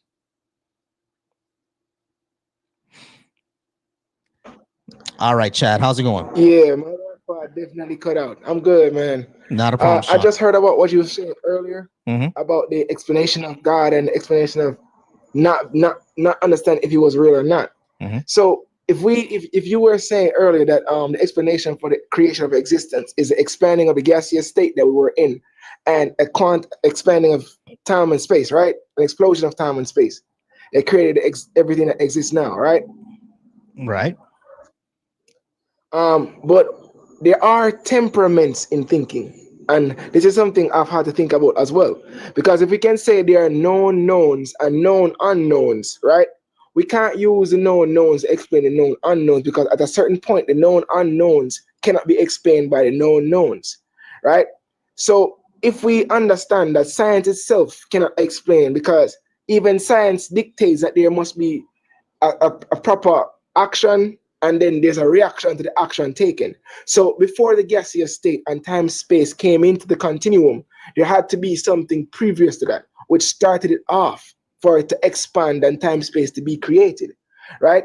So if not God, there must be a force, a structure, which was in place to create this space and time continuum, right? So this would be the explanation, I believe, for God, a being, a force, something that could create it, right? And all religions have one thing in common. Right. So when it comes to this force or anything like that people claim like to claim, right? For me, what I think it implies is that space-time must have always existed, right, in some way or form that we can't explain right now with our current physics, like, because the hot dense state needed to come from somewhere, right? So space-time must have always existed. But when it comes to, you know, the force, it could simply be a natural explanation that we simply don't understand yet. Why does it necessarily need to be some sort of deliberate thing with a will? It has to be deliberate, because in science it will show you that there is no action without any reaction that wasn't deliberate or caused by some sort of correlating matter. So in essence, if we can look at the human anatomy, right? The human anatomy and relationship to its environment, it will show you that everything that correlates with one another has structure, it has meaning, it has a reasoning behind how it was formulated, how it was created, and its relationship to its environment, whether it be the stars, whether it be space, whether it be time, whether it be nature. And this correlation in itself is the reasoning behind why everything works together. So if we look at the creation of the space-time continuum, the explosion that created everything, if we say that it's always existed and it goes on forever and forever and forever, right? That would mean it had to come from somewhere. Water, the tap won't turn on unless it comes from somewhere, right? So if we say it comes from somewhere, right? Where did it come from? What started the space-time continuum that we currently exist in? Right. We It had to be currently done deliberately. right. So Chad, we don't know. But the thing is that just because we don't know that, and just because we can't explain the some force of what created it, whatever it was, doesn't mean it had to be deliberate. Like I said, it could be something natural that we simply cannot explain or don't understand yet. You're simply saying is deliberate because it had to be. And then when I asked you why did it had to be, you said because it had to be. Like that doesn't explain anything because things have to come. Hold on, hold on, wait. You come on saying that things have to come from somewhere. Things have to come from somewhere. Yeah, sure. We all understand that things have to come from somewhere, right? Like why is there something rather than nothing? Is one of the greatest mysteries of our of existence. But just because there is something and we all know that something had to come from somewhere doesn't necessarily mean that it had to be a deliberate force. It could be something natural that we simply don't understand. It can't be anything natural. And there's a reason why I will say anything Why not? natural. Everything that is created in this world that we have created to make for our convenience is not natural. All right, right? But who says that this universe was made for our why. convenience? No, it's not made for our convenience, but we exist within it because it was made by something to be convenient. Wait, how do you know that? Wait, how do you know that? That's what I'm saying. How do you know that this universe was created? Hold on. Jacob Eaton, DAAU. To accept. Jacob. Give me 1 second, Chad. Yeah. Jacob, how's it going, Jacob? It's going pretty good. How are you doing today? I'm all right. Yeah. So give me a second. Let me know if you could hear Chad. Chad, can you say mic check 1 2? Check 1 2 1 2. Jacob, I don't hear him. You don't hear him? That's so weird. No. Some people can hear it. Some people cannot. I don't know why that is. So weird. It happens. Well, I heard his argument, and he was talking about water and all this other stuff. Well, we know how the elements and how they formed and stuff like that. We know that it's described in science and cosmology. So I know he can't hear me, but these types of things are described. And what I'm hearing is from the majority of people is the God of the gaps argument. And essentially what that is, it's an argument that's based on, well, we don't know what this is, so it must be God. And as far as like going in, he said the previous caller made a statement saying that, well, we don't know what caused the Big Bang. Okay, the Big Bang was the beginning. Okay, now what happened before the beginning of this universe, we don't know. And actually, scientists are actually starting to even get a handle on that. Using quantum computers and things like that. So it's exactly. So the bar is sliding for what God is in charge of. Gotcha. I got you, Jacob. God is in charge of. I got you, Jacob. So like he can hear you, but for some reason you can't hear him, which is kind of weird because the last caller, they could both hear each other. So which is kind of weird. I don't know why. But yeah, it's TikTok is weird like that. But yeah, so Jake, I said Jake, I'm sorry. So Chad, you understand what you're doing is kind of the God of the gas argument, right? What I'm saying is that it's not the God of the gas. I believe that previously, before we had the expansion of this earth, there was another timeline or another continuum that existed to cause ours. Something had to cause ours deliberately. I don't know if it's an overflow or there was a deliberate creation, but something had to cause us, because I can look at it this way. For how technologically advanced we are, right? There's no explanation for our developments within technology and even how advanced we are without some intervention for the development of human civilization. It's just unthinkable to me that the consciousness we are shared could bring us to this point without something physically or willingly advancing our development, advancing our technological development, social development. All right. So Chad, once again, that's a God of the gaps argument. You're simply saying that because I don't understand how this could have all been without something deliberately making it be that way, therefore it had to be that way. That's not necessarily true.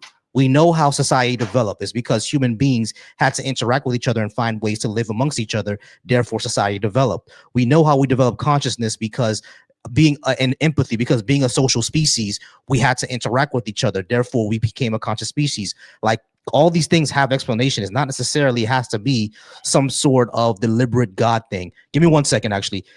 Jacob, I appreciate you. I just don't want you to be here all silent. All right, I'm going to drop you for a second. I do appreciate you, though, Jacob. Okay. Appreciate you.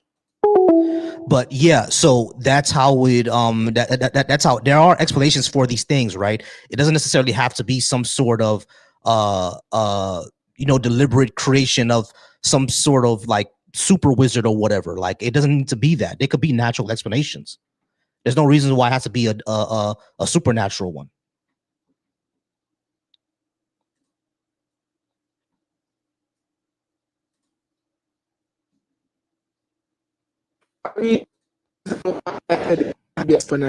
Whoa, you're really in the matrix there. How we've developed what we've developed. Give me 1 second. So even Call from. Give me 1 second, Chad. Hey, who's calling? Okay.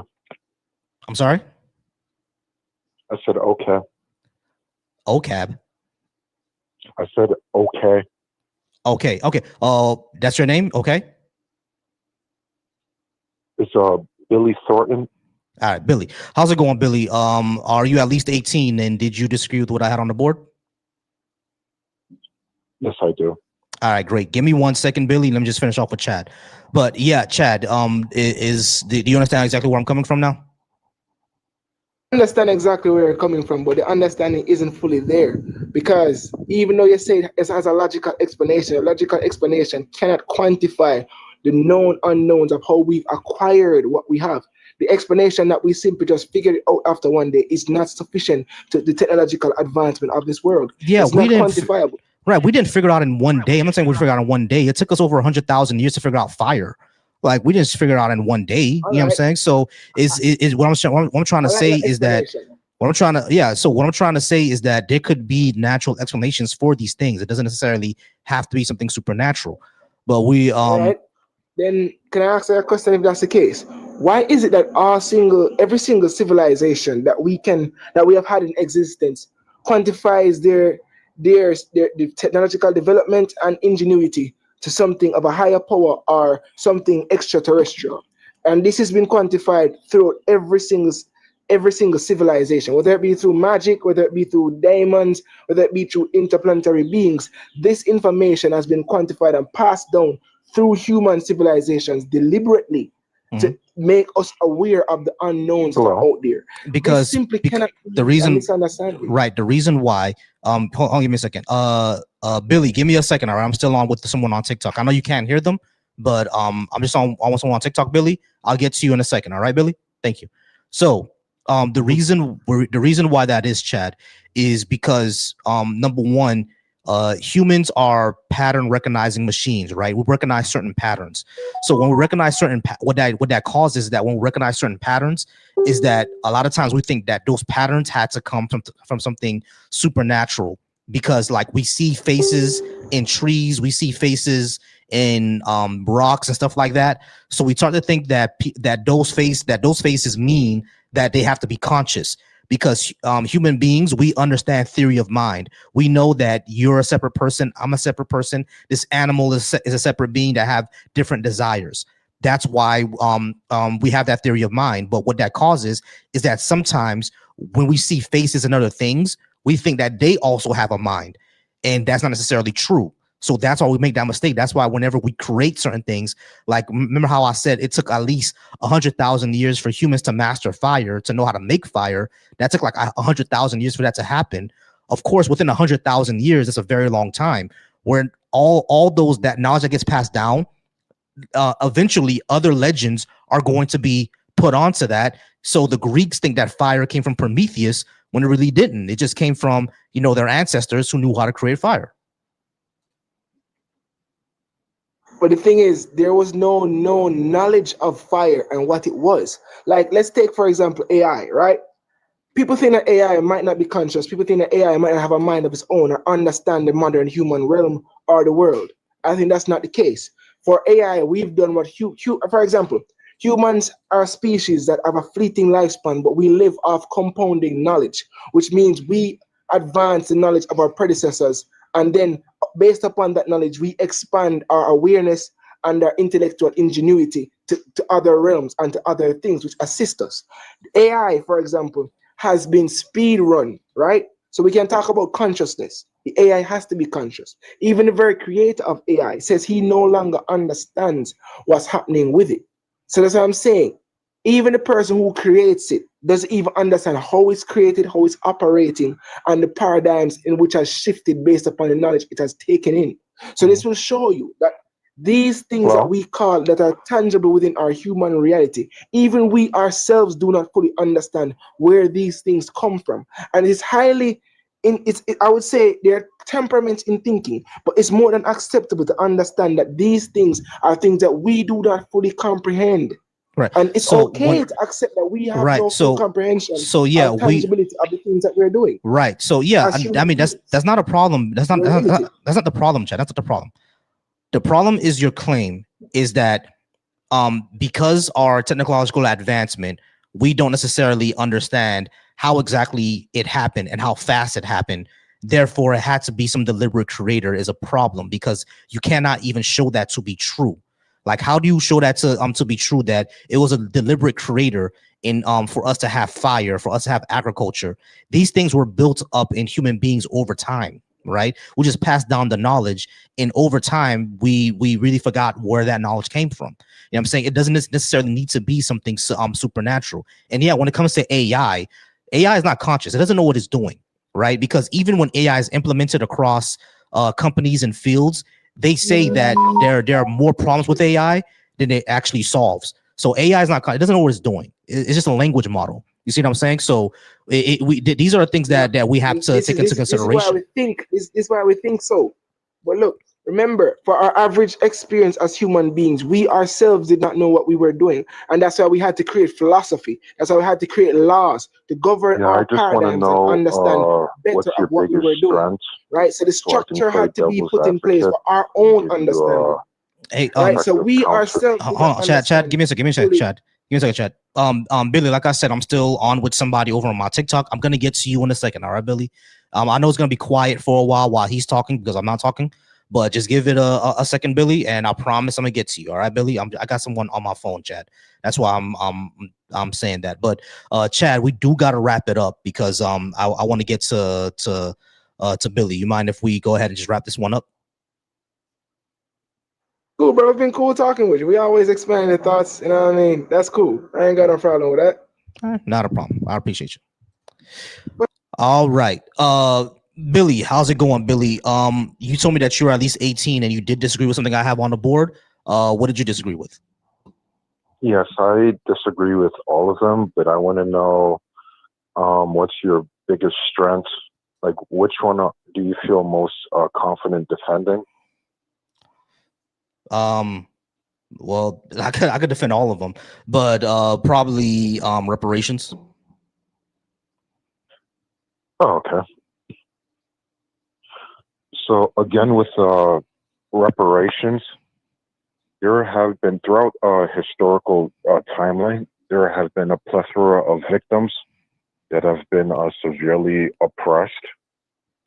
And so if we're going to go down this rabbit hole, which we already have, I'm assuming you live in America, correct? Yep. Okay. So, yeah, I'm just going to look at it from an American point of view. So there has been several demographics that have been rewarded reparations. And it seems like if we look at the bigger picture, there have been other victims as well that can make a strong case for reparations. So at this point, what we're doing is cherry picking the Special Olympics event, and well, America is doing that and showing favoritism on which victims should receive reparations, and others should pull themselves up by the bootstraps and elevate themselves to financial independence. Correct. I can make a strong claim that women of all colors deserve reparations because of the severe oppression throughout the founding of this country till 1964.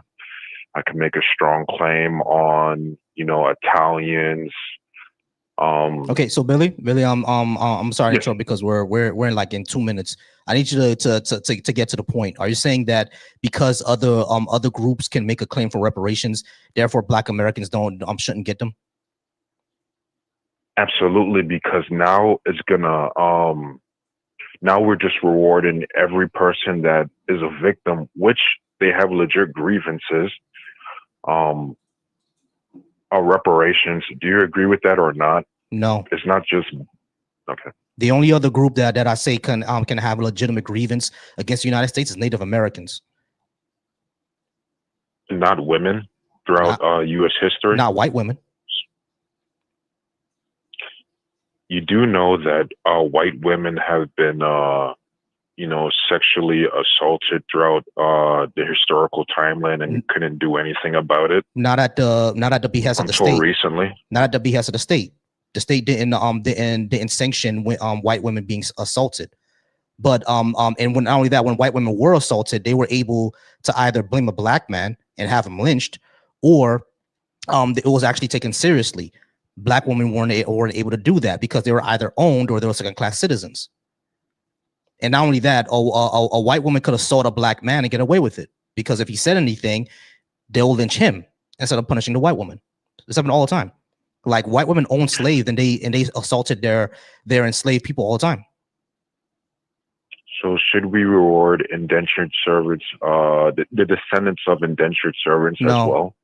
They've dealt with severe harsh work conditions and got physically beaten. Right, but they were considered human. Being up to par. They were considered human. What about their offsprings? They were considered human. Their offspring were actually able to integrate and assimilate into whiteness. Talking about the Irish. You ever read the book How the Irish Became White?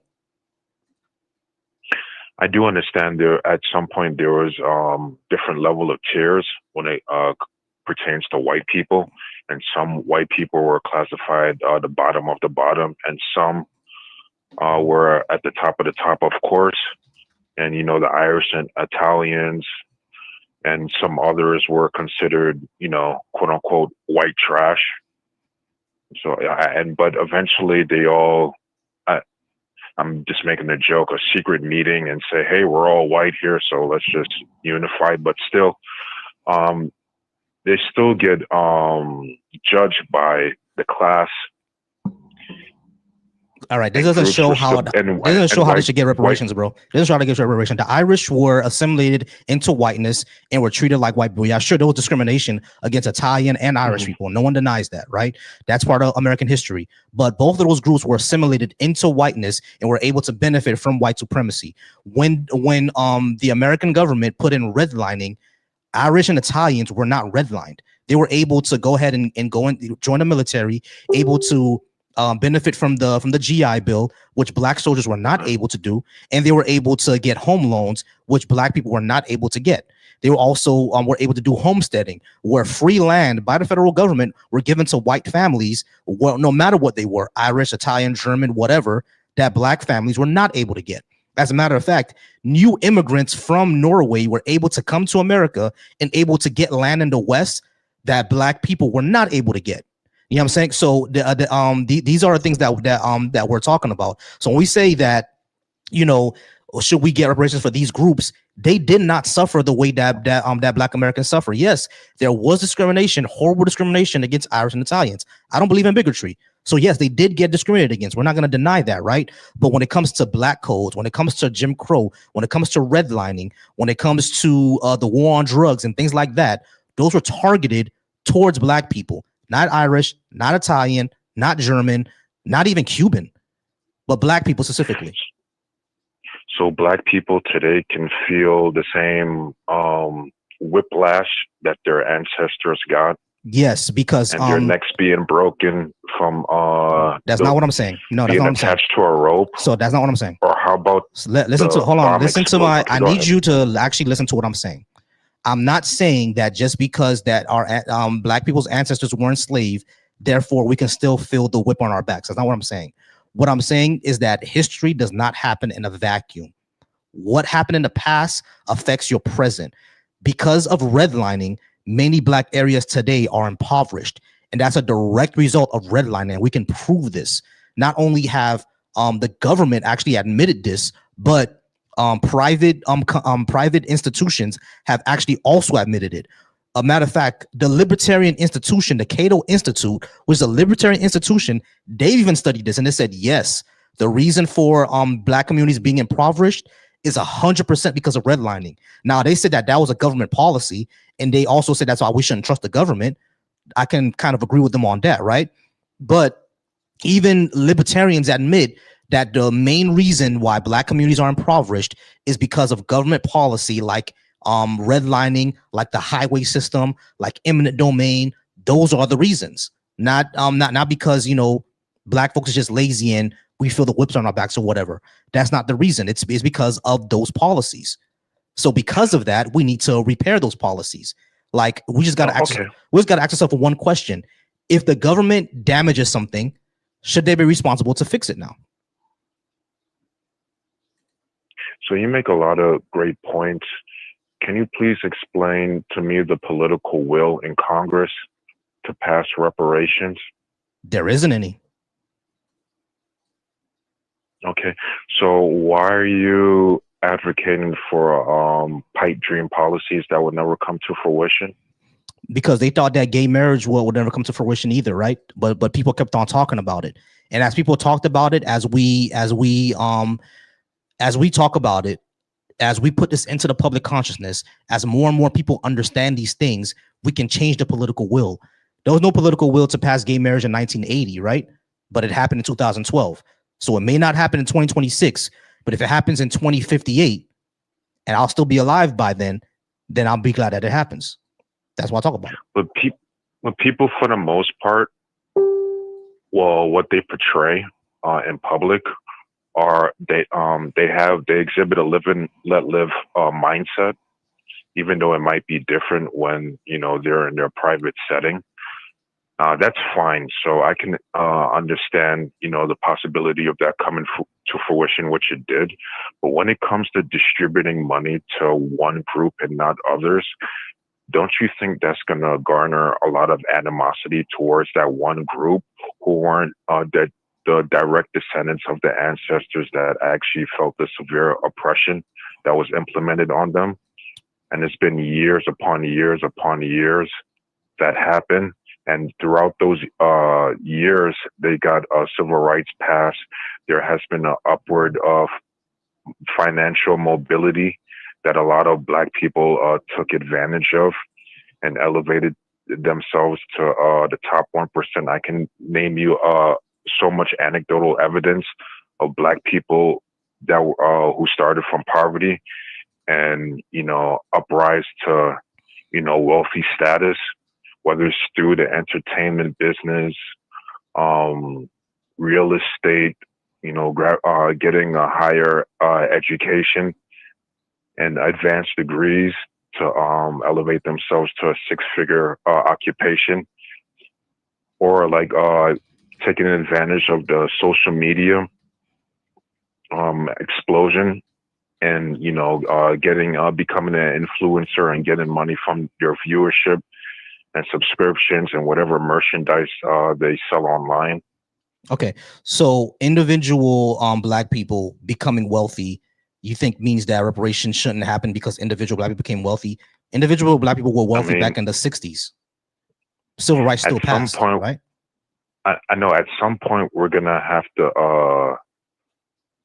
There's so much surmountable anecdotal evidence that you can't label it. Billy, you can't label it anecdotal anymore. Billy, hold on. You have to understand exactly what I'm trying to say, right? I get what you're saying. We have made advances as a community.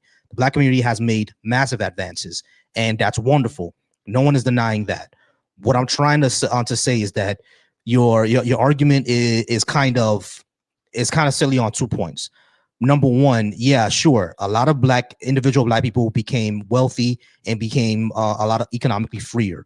That's all good and well. That also happened back in the 60s, but civil rights still passed, didn't it? Because there was still an issue in society, no matter how many Black people got rich. So that's number one. But the second thing is that, you're saying that all these people a lot of people will get jealous. So what? Yeah, I mean, at the end of the day, this is a problem that the government made. So why shouldn't the government fix that problem? If we all agree that the government should have fixed that problem, and this was the way to fix it, then it was the way to fix it. Getting angry that people who were damaged by our own government is now getting restored to their previous position, or to restore to a position that they would have had if they weren't damaged by the government, and you're mad at that, it's kind of, you know, I'm not saying you personally, but a person who will be upset at that will be kind of crazy, wouldn't it? And I don't think anyone should really even care, because I'm pretty sure you wouldn't care if you were part of that group that was damaged by the government and other people got mad that you were restored by the government. You see what I'm saying? So like, there's no reason for anybody to care. But the third thing that I would say is that we've done this already and no one was upset. The Japanese, they got reparations. Even they got reparations at least 50 years after what they went through. So that means that some of their descendants are the ones who got the reparations, and nobody was mad at the Japanese people. So why all of a sudden now they'll be mad at black people? So explain to me why.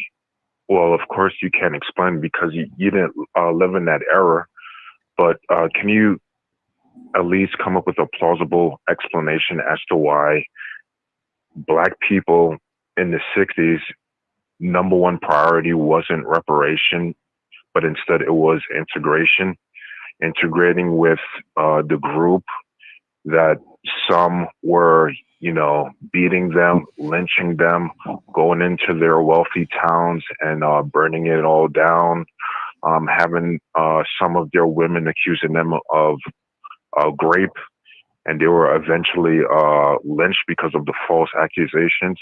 Why would a group of people being oppressed advocate for integration when before that they had thriving black communities and the black dollar circulated within that community? Okay. Why would their leaders? Hold on. Let me answer. Number one, integration wasn't the motivator. Integration wasn't what they wanted to do. Equal rights is what they wanted to do. All right. So it wasn't necessarily that we want to integrate into this community now. It was this community needs to treat us as equals. That was the priority, not integration. But integration is simply a byproduct of that, because if you treat me as an equal, I can live around you now. So that's what that was about. It wasn't really integrating into the community. It was about being respected and treated as an equal. That's number one. And but the second thing I would do, integration, sir. I know that. That's what I just said. But the primary objective was to be treated as an equal. Now that means I can live around you because I'm being treated as an equal. But being treated as an equal, having equal rights, that was the priority, not simply being into your community. That's not the priority. The priority is being treated as an equal. Equal rights. That's number one. But the second thing I would say, the second thing that I would say is that when it comes to the so-called thriving black communities, yes, there were tons of thriving black communities. Seneca, Rosewood, Overtown, Miami, Atlanta, Tulsa, Oklahoma. Those existed all around the country, right? But the majority of black people weren't living that way. We gotta stop pretending that prior to civil rights, the black community was all milk and honey. We know it fucking wasn't.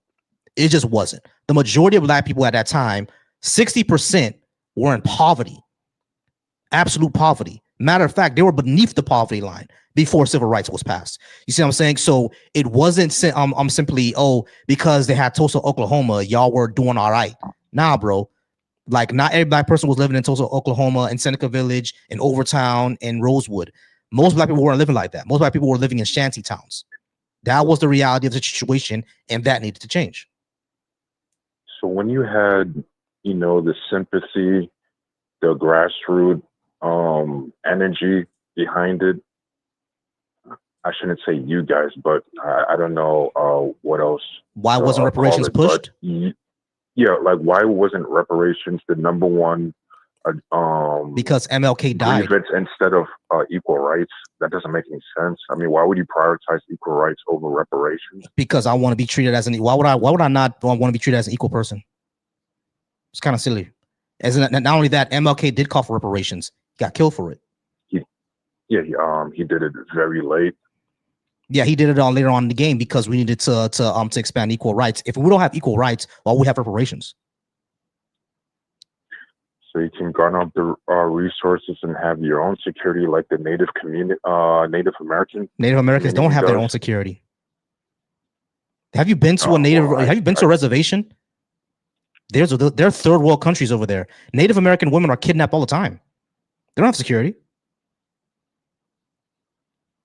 Like you should look this up. You should look up the missing indigenous women. Native American women are kidnapped and killed all the time. It's not safe in the reservation. They don't have their own law enforcement and that doesn't mean they have their own.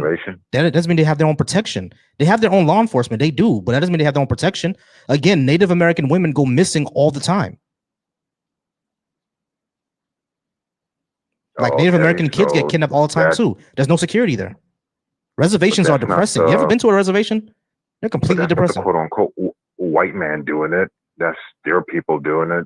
Crime you have no idea if that's true. Of all the proximity. Wait, how do you know that? Yeah. Crime is usually proximity. So yeah, Native Americans are committing crimes on other Native Americans, sure. But when it comes to Native Americans missing Native American women being kidnapped, you really think it's other Native Americans doing that? Well, we don't know for sure, but I mean, since it has something to, since it's usually relating to proximity, I mean, it's a good hypothesis to conclude. I'll give you that. I'll give you that. I'll give you that. That's a good hypothesis. It's a Native American doing right. I'll give you that. But that just going off stats alone. No, I'll give you that. Right? Yeah, we can hypothesize that's probably another Native American doing it. I can give you that. However, that actually still proves my point. There's no security on the reservation because I'm not afraid of my wife being kidnapped when she went to go do her nails just a few minutes ago. I'm not afraid that it's going to happen. On the reservation, I'll be very afraid that will happen. There's no security. Either way, like my point is that when you guys had the momentum and the energy behind it, that should have been utilized in the 60s. Yeah, MLK and Malcolm X died. Instead of fighting for equal rights, you could have fought for reparations. Well, it's not that time anymore, bro. Like, hold on. What I'm saying is that it's silly to think that they're going to give us reparations if we don't have equal rights. If we're not the same type of citizen as a white person, why would they give us reparations? That'd be silly. They're not going to give you reparations if you don't have the same rights. I'm saying, so but you're saying my point. The Native Americans got reparations and they didn't get equal rights. No, they didn't. Native Americans didn't get reparations. They got reservations. The reservations are not reparations. They don't even own that land. The reservations are owned by the federal government. They're not owned by the natives, so they didn't get reparations. But when it comes to to black people, that was a push. MLK and Malcolm X died, and then the Black Panthers were infiltrated, and the CIA didn't want the Black Panthers to rise. All the leaders around that time were killed or in jail. That's why it didn't happen, but they did push for it. There were only two civil rights leaders at that time, Martin Luther King and Malcolm X. No, there were more, but a lot of them either went to jail or they got killed, or they got discredited through COINTELPRO programs, or COINTELPRO caused infighting in between the civil rights groups. This is all documented. The FBI has admitted that they're the ones who broke up all these civil rights groups around that time. They've admitted that. So explain to me now how you are being oppressor. Like in what ways? Like, I mean, since you're still advocating for reparations, like explain to me how you are being oppressed. Like, give me some examples. I don't have equal opportunity. But I mean, say if there's a 300-pound toothless, 20-year-old trailer park Becky that wants to apply for Hooters, she's going to get discriminated against, even though she has like 3 years of restaurant experience, right? Right, because Hooters can do that because they have a certain look for what Hooters and Twin Peaks needs to be. They have a certain look, so, like that's not a problem.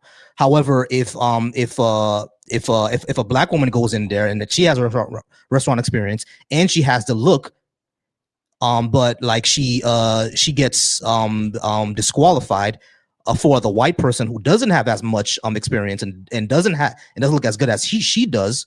What does that tell you? And you know that for sure because of research, of studies. We've seen research out there that shows that black applicants who are just as qualified, sometimes even more qualified than white applicants, are still have less likely to get their job than their white counterpart. We've seen that over and over and over in every industry.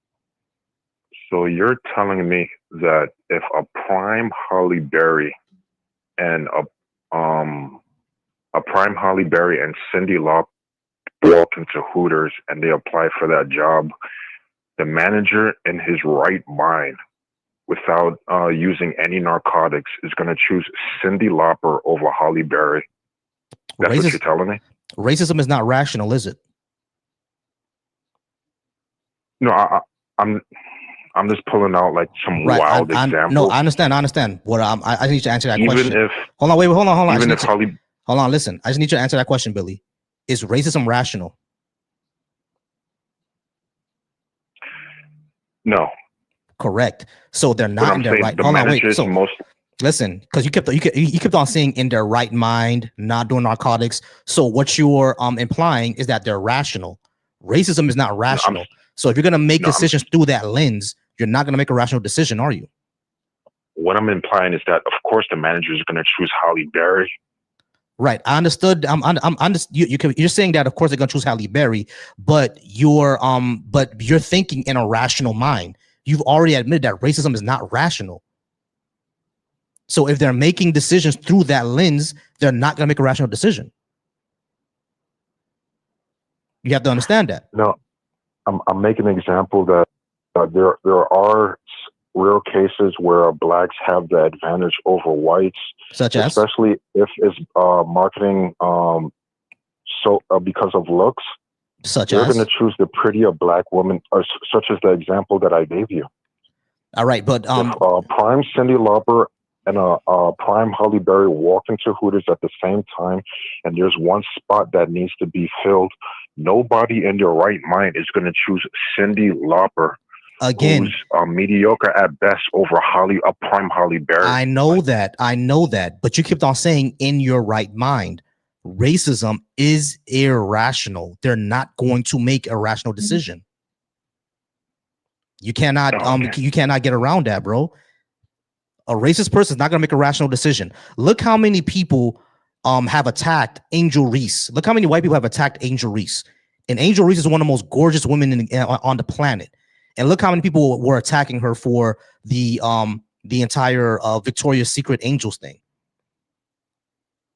So now, we're getting off topic. Not really. You're the one who brought up beauty. You're the one who brought up beauty. So like, let's go down to the thing of beauty. Like, Angel Reese is one of the most gorgeous women on the planet, and a whole bunch of white folks were attacking her when she did the Victoria's Secret thing.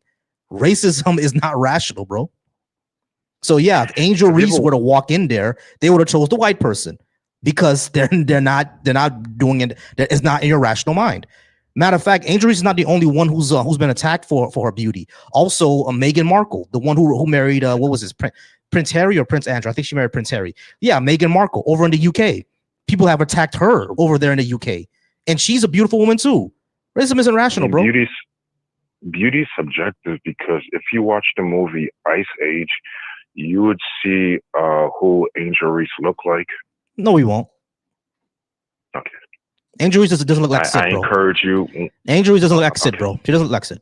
Okay, so you already know who I'm talking about? I know because I saw the racist memes. Cap. How's that racist, sir? Comparing a black woman to an animal. Comparing a black woman to an animal isn't racist. I mean, white people get compared to animals all the time. Are you fucking with me right now, bro? You trolling with me? You trolling? Bill Maher called Donald Trump an orangutan. All right, we're gonna go ahead and move on to the next caller. I do appreciate you all being up. If y'all want to go ahead and call in, go ahead and call in. I do appreciate y'all. You guys are wonderful. Thank you for watching over on my YouTube on Volcy Thoughts. Again, if you'd like to subscribe, the channel is Volcy Thoughts, my last name, and thoughts, VOLCY thoughts. Subscribe also to Deconstruction Junction. Social Security. I appreciate y'all being here over on the Deconstruction Junction. You guys are wonderful. Again, you can go ahead and call in anytime. I do have the clock set right now. You see, I see the clock is at 0. When another person comes in, I will reset the clock, and then we'll go back up to 15 minutes. But as of right now, we have no callers and nobody in the guest queue. So if anybody would like to call in, if you're watching from my YouTube, or if you're watching from my Twitch, or if you're watching from my Facebook, you can go ahead and definitely call in, and I would appreciate that.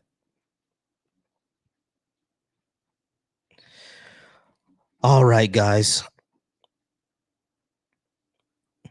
All right. So liberal economist over on my TikTok says racism is just not efficient or economically maximizing, but it's rational.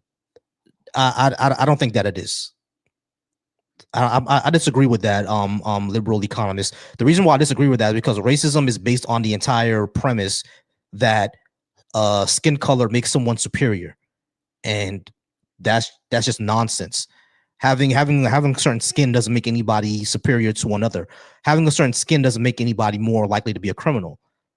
So that's what racism is. It's the belief around that. That's irrational.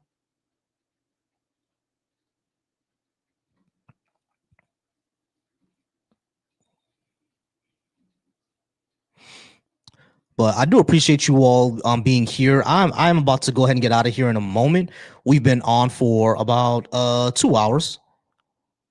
We've been on for about 2 hours. I'll wait another few minutes for either another guest to come up or another person to call in.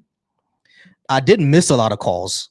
Because I'm using Google Voice, y'all. So because I'm using Google Voice, I'm going to miss some calls.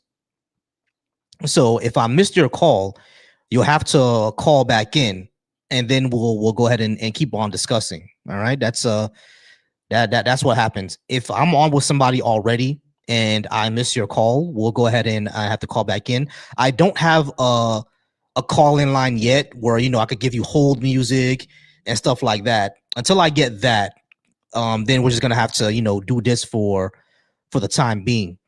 But I want everybody to join me tomorrow. Tomorrow, let me just do this real quick. Okay. So tomorrow, what's going to happen, I'm going to be on with Black Atheist Rants. We're going to be talking about the Bash Cookout. The Bash Cookout is the Black Atheist Skeptics and Humanist Cookout. So the Black Atheist Skeptics and Humanist Cookout is going to go down in June, second week, because third week is Juneteenth and Father's Day. So I'm not going to take people away from the kids.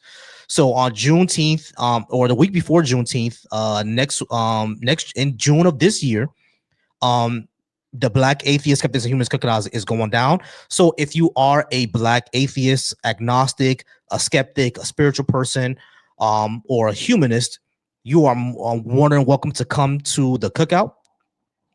This is going to be a Black event, y'all. It is a Black event. Now, if your spouse is someone of a different race, I'm not going to tell you to not bring your spouse, because that's your spouse. You know what I'm saying? But this is one specifically for Black folks. That's what we're going to do. All right. So it is going down in June. If you'd like to know more, the Discord is in my bio. Go ahead and join that Discord. I'm also going to be putting out probably tomorrow the RSVP list. I did start the RSVP. So once that RSVP is out there, you guys can go ahead. It's going to be in my bio as well. You can go ahead and click on it, fill out the RSVP, just so I know where everybody is coming from. And I'm probably going to start a WhatsApp for it to keep people abreast of what's going on. All right. So this June, the Black Atheist Skeptics and Humanist Cookout. Tomorrow, I'm going to be on with Black Atheist Rants, and we're going to be discussing it. I may not put that live on Deconstruction Junction. I'm not sure yet. I may put it on Deconstruction Junction just so anyone who's Black watching it can go ahead and also subscribe and check me out. But we're gonna go ahead and wait a few more minutes just to see if anybody else comes up. And if anybody comes up, or if anybody calls in, then we will continue. But I do like to just give y'all a shout out to appreciate y'all. We're at 7,000 likes right now on my TikTok. I really appreciate that. Over on a Deconstruction Junction, we're almost at 1,000 views on the live. I see y'all chatting right now. We have 23 current viewers over on the Deconstruction Junction. Just let y'all know over on Decon Junction, I appreciate y'all. All right. I do see some familiar names speaking. Just to let y'all know, I appreciate y'all. I really do. Yeah, I've gotten my content way up there. My content has been doing very good. Please subscribe to me. Please subscribe to me if you haven't subscribed yet. My YouTube channel is Volcy Thoughts. I will drop it in the chat whenever I can. Over on the Volcy Thoughts channel, I do see people who are watching concurrently right now. I see some familiar faces. I appreciate y'all there as well. Night Sims, if you would like to discuss with me, go ahead and call in, because I don't like to talk to the comments. So I'm going to go ahead and tell you to call in. The phone number is right there. Night Sims, if you see it, the phone number is right there. So call in if you would, if you want to actually have the discussion, because don't just, put paragraphs in the comments. Actually come up and have that discussion. Over on the Facebook, shout out to the Black Atheists Agnostics United. Y'all are great. Thank you, Jacob, for calling in. Too bad you couldn't hear the other person. I'm not sure why you couldn't hear them, but for some reason TikTok is like that. I'm gonna figure that out soon though. I'm gonna try to make y'all hear each other if I can do that soon enough. So for the person over on my YouTube who's writing paragraphs and dissertations, go ahead and call in, and then we can actually discuss it. But don't run away now. don't run away now. I think we got a runner, y'all, because this guy over on my YouTube comments, he was writing paragraphs, and now all of a sudden, when I told him to go ahead and call in, he's gone quiet. He's gone absolutely quiet.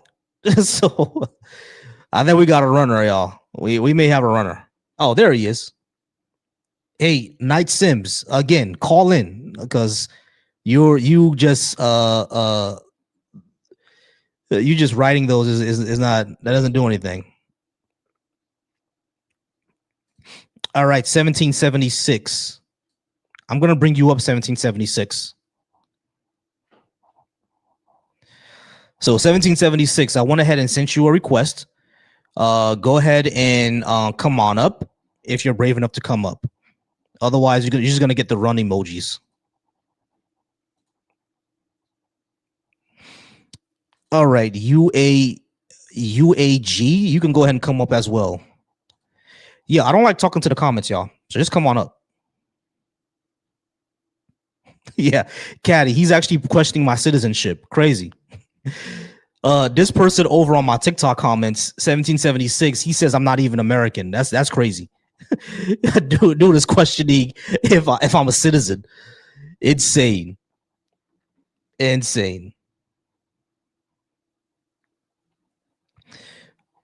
When you see, that's the crazy thing. Look, I'm inviting people to come up, but they just don't. Just coward shit, bro.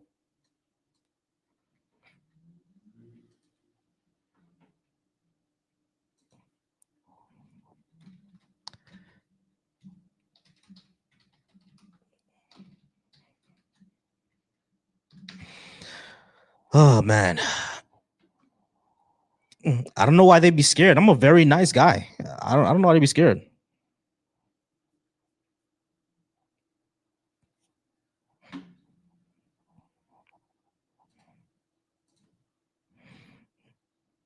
All right, so UAEG.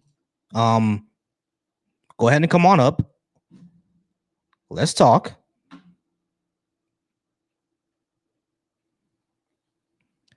I'm not even sure how to pronounce that. UEG? Is that how I say that? UEG? UEG? How do you pronounce that? All right, so UAG has asked me if I lived in a leftist country, and he said I've actually lived in those places. All right, sure. So come on up and let's talk about it. Like I said, I don't just talk to comments.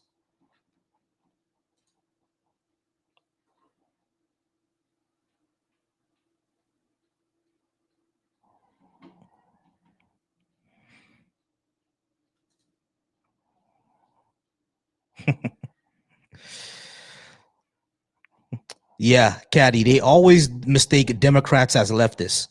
Or whenever I bring up the policies that I believe, they always say, "Oh, but Stalin did this." So what the fuck I gotta do with what I'm saying? like, yeah, we all know Stalin was an asshole. Yeah, what do I do what I'm saying? Like, what I gotta do with the price of tea in China, bro? Yo, it's crazy. 1776 questioned my citizenship to America, and now he's gone. he just ran when I invited him up. UAG has said that I've lived in leftist countries, and when I invited him up, he also ran. Absolutely insanity.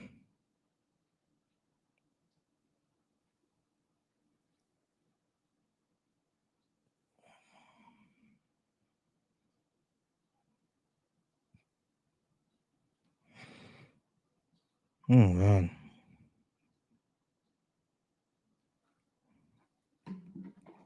All right, y'all. So I'm just waiting for one person to call in.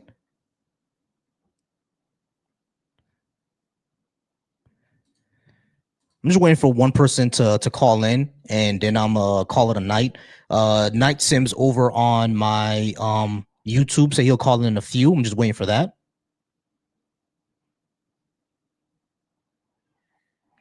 I'm just waiting for that. A Green Valley. I'm not gonna give you my government name. Would I give you my government name, Green Valley? Jesus Christ, what be wrong with y'all? UAG, you haven't told me what topic you want me to research. You just said that you lived in a leftist country. I'm trying to ask you, what was it, and did they have the policies that I would like to see in America?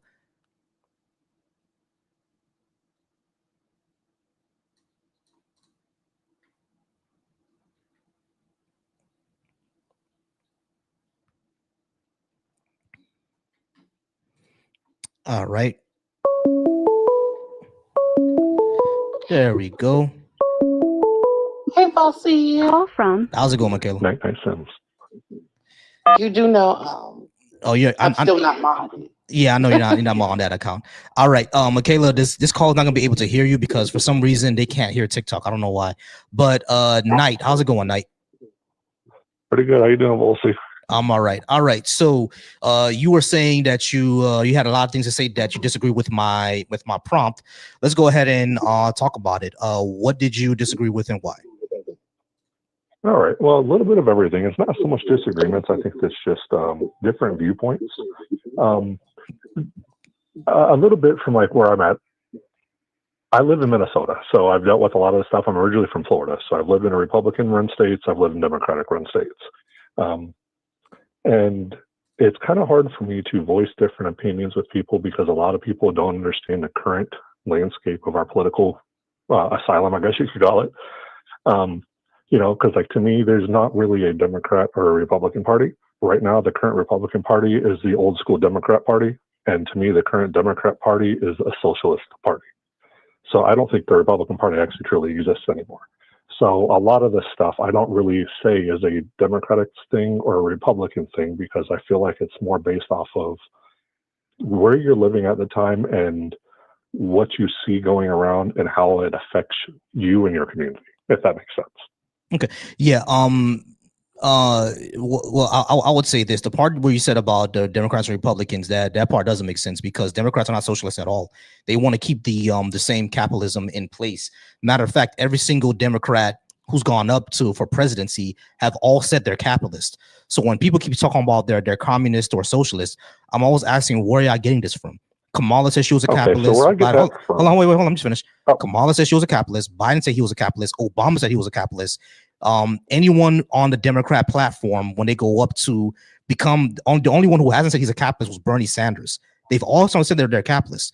So when people say that, talk about they're socialists, I'm wondering what they're talking about, because really the only thing that's kind of socialist that maybe some of them will support, and even that's hard for them to support, is single payer. No other socialist thing that they really support like that. So it's like, where does this come from? And the current Republican Party is just MAGA. They're just MAGA. That's it. They're a Christian fascist country. Party, right? They're not even old school conservatives. Yes and no. to This be is why I honest. say you can't take parties in as far as what people think, because a lot of people, like you said, they don't see socialism as, well, the Democrats are, but a lot of people fail to realize the actual meaning of a socialist run type country, or socialism in itself, actually refers to a government takeover of industry. That is socialism 101 in itself. Yeah, So, we don't have that. Take the electrical car mandates, for instance. When you literally almost destroy oil industries and try to get all these tax credits and all these conversions for people, specifically to eliminate the oil industry and focus on, hey, we need to go green, we need to go electrical, and do this huge push this direction, when it hasn't been something that really should have been pushed that hard that fast. Because one, for all the electrical charging stations, what do you need? Oil.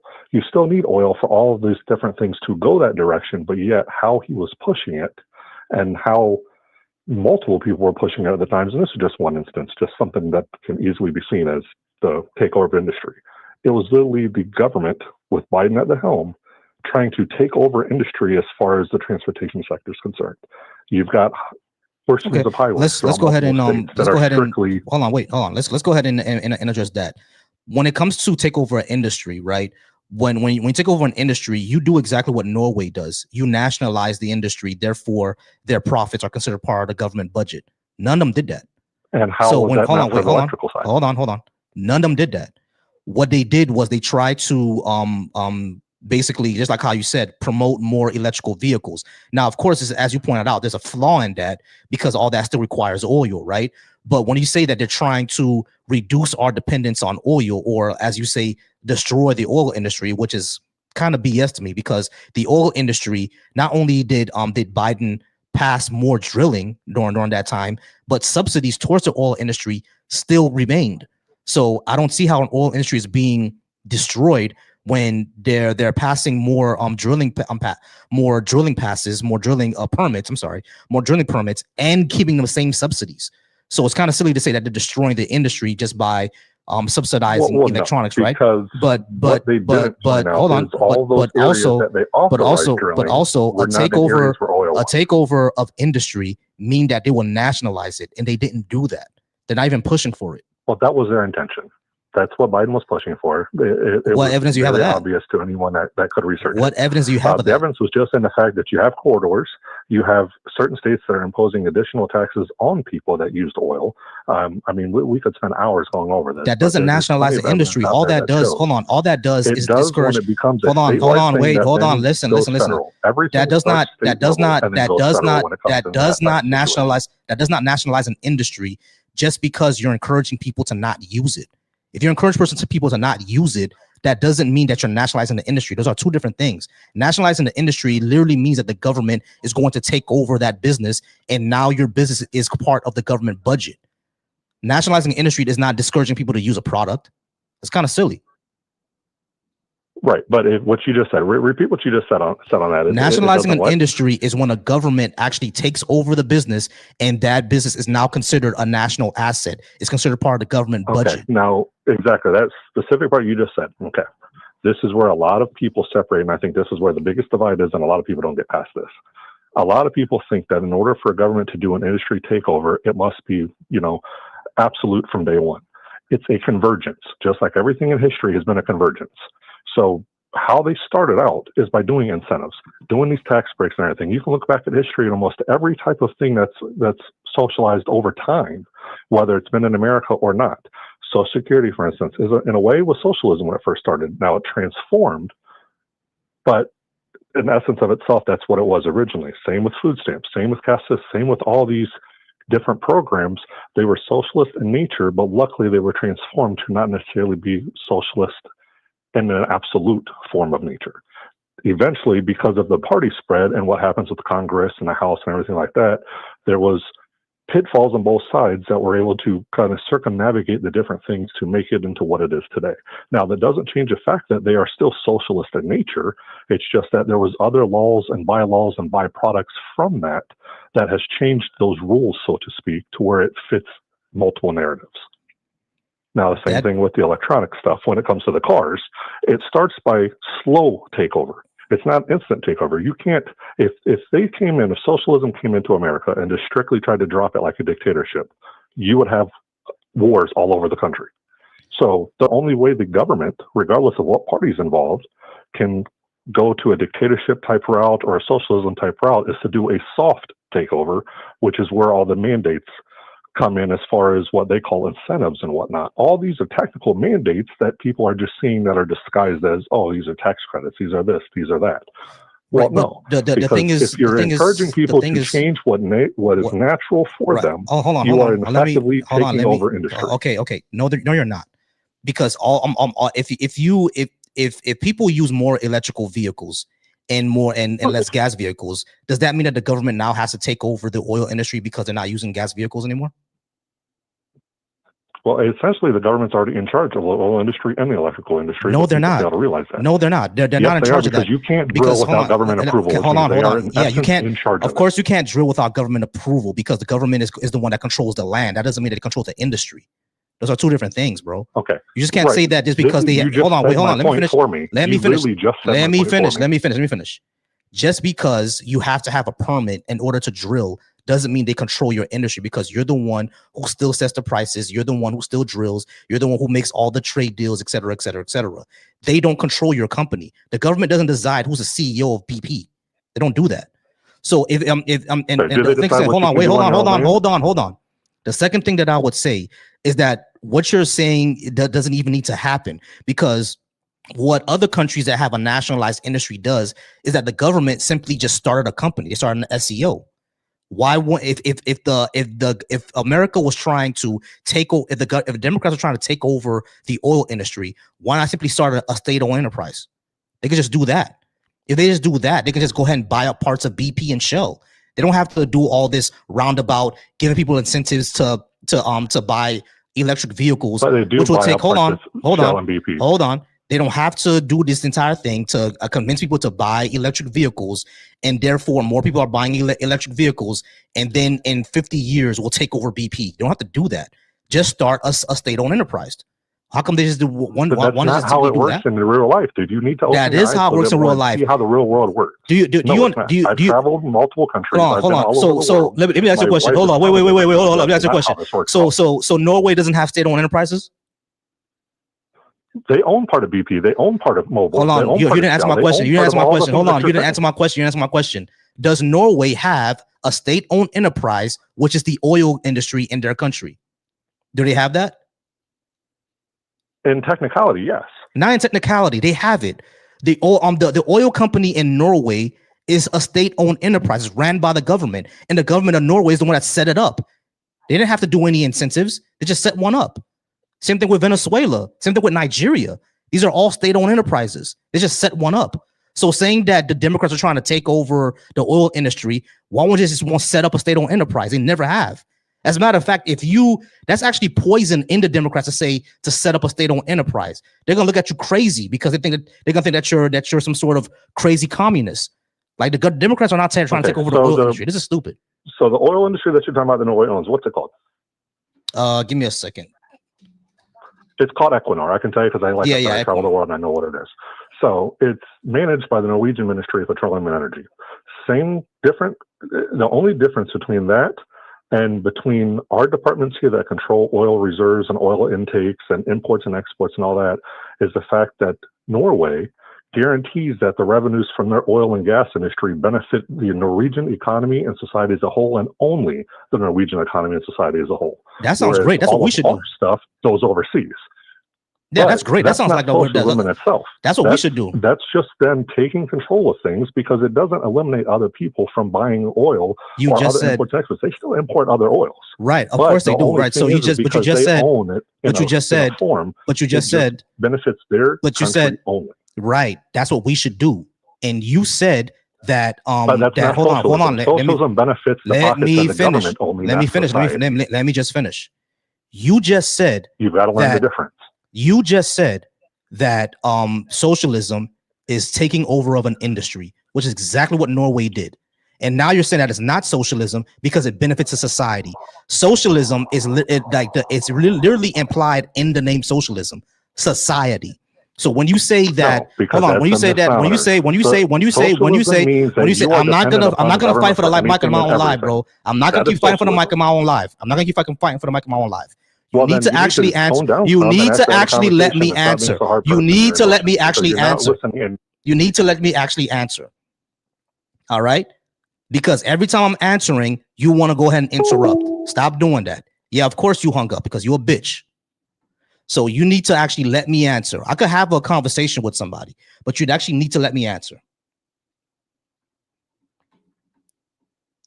All right, y'all. I'm gonna go ahead and get out of here, y'all.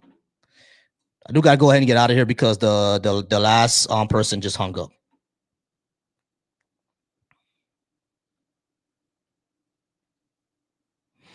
All right, y'all. I'm gonna go ahead and get out of here. I do appreciate y'all. Hey, Night Sim. Like every time I was trying to answer you, the only thing you did was interrupt. That's what you did. Every time I was trying to answer, all you did was interrupt. And then when I put you on hold, that's when you want to hang up. I want to have a conversation, but you actually need to let me speak and have that conversation with you. Because every time I was trying to answer you, you did nothing but interrupt. Yeah, I sent you the music because again, you need to actually stop interrupting. That's why I sent you the music. That's why I sent you the music. Here's the thing, y'all. I have no problem, right? Because y'all saw it. Everyone here saw it. I was quiet for at least 3 to 4 minutes. And then when I actually started to respond and try to answer him, he did nothing but interrupt me. You did nothing but interrupt me. I let you talk for at least 3 to 4 minutes, bro. I let you talk for at least 3 to 4 minutes. And the moment I started to answer you, you did nothing but interrupt me. That's not how you have a conversation. Sorry, you're not gonna you're not just gonna go ahead and take over the live. All right, so it seems that Goofy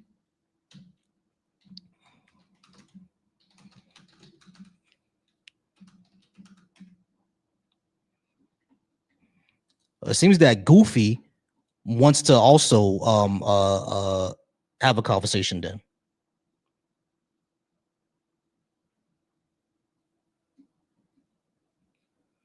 Why don't you just call up then? Why don't you call up? Here's the thing, y'all. I have no problem talking, right? I have no problem because everyone here saw it. I was quiet for at least 3 to 4 minutes while he was talking. And the moment I started to respond, the moment I started to try to answer him and try to give him a rebuttal, he kept on interrupting. That's all he did. Interrupt.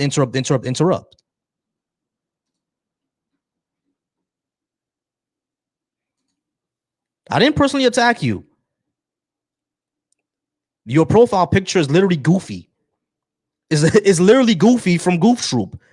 That's your profile picture. Your profile picture is literally Goofy from Goof Troop. And now that I called you Goofy, like this is what I'm talking about, bro.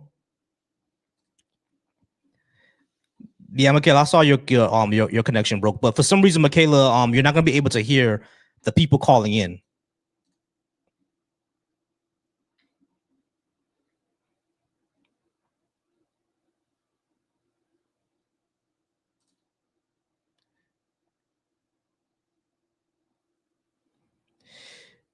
Yeah, Krygo, I agree with that. Like the money for homeless populations should actually be going to the homeless, not just some sort of some crony, some pocket crony, right? So all that needs to be addressed because it's not like bureaucracy does have its issues.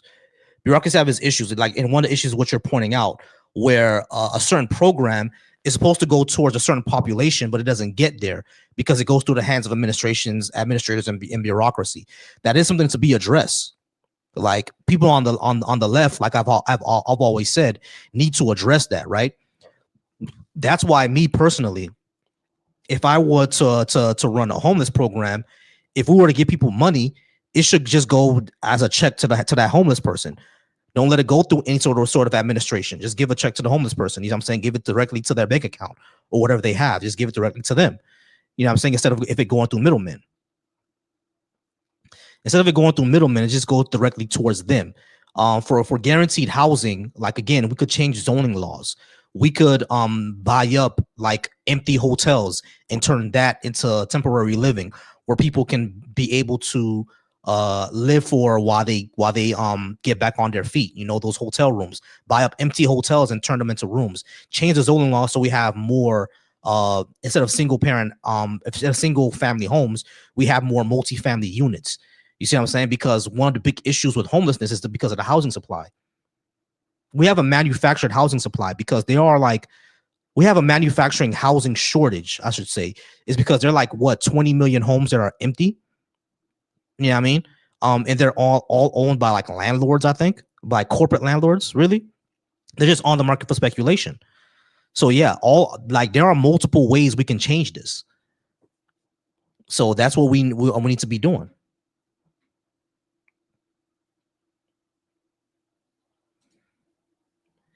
What, Gavin and the embezzlement? Yeah, of course. I don't rock with Gavin Newsom. I don't rock with Gavin Newsom.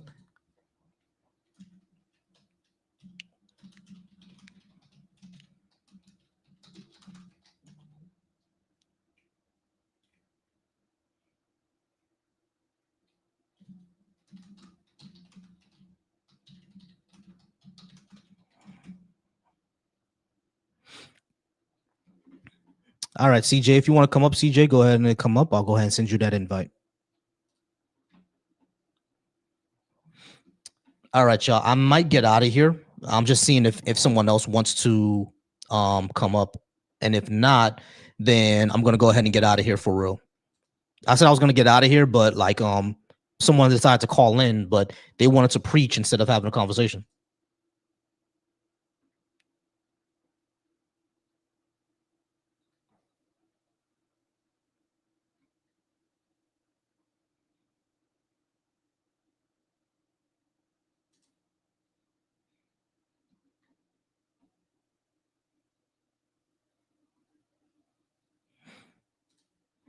There have been people arrested. Good. People arrested. They're arrested. They got arrested. Good.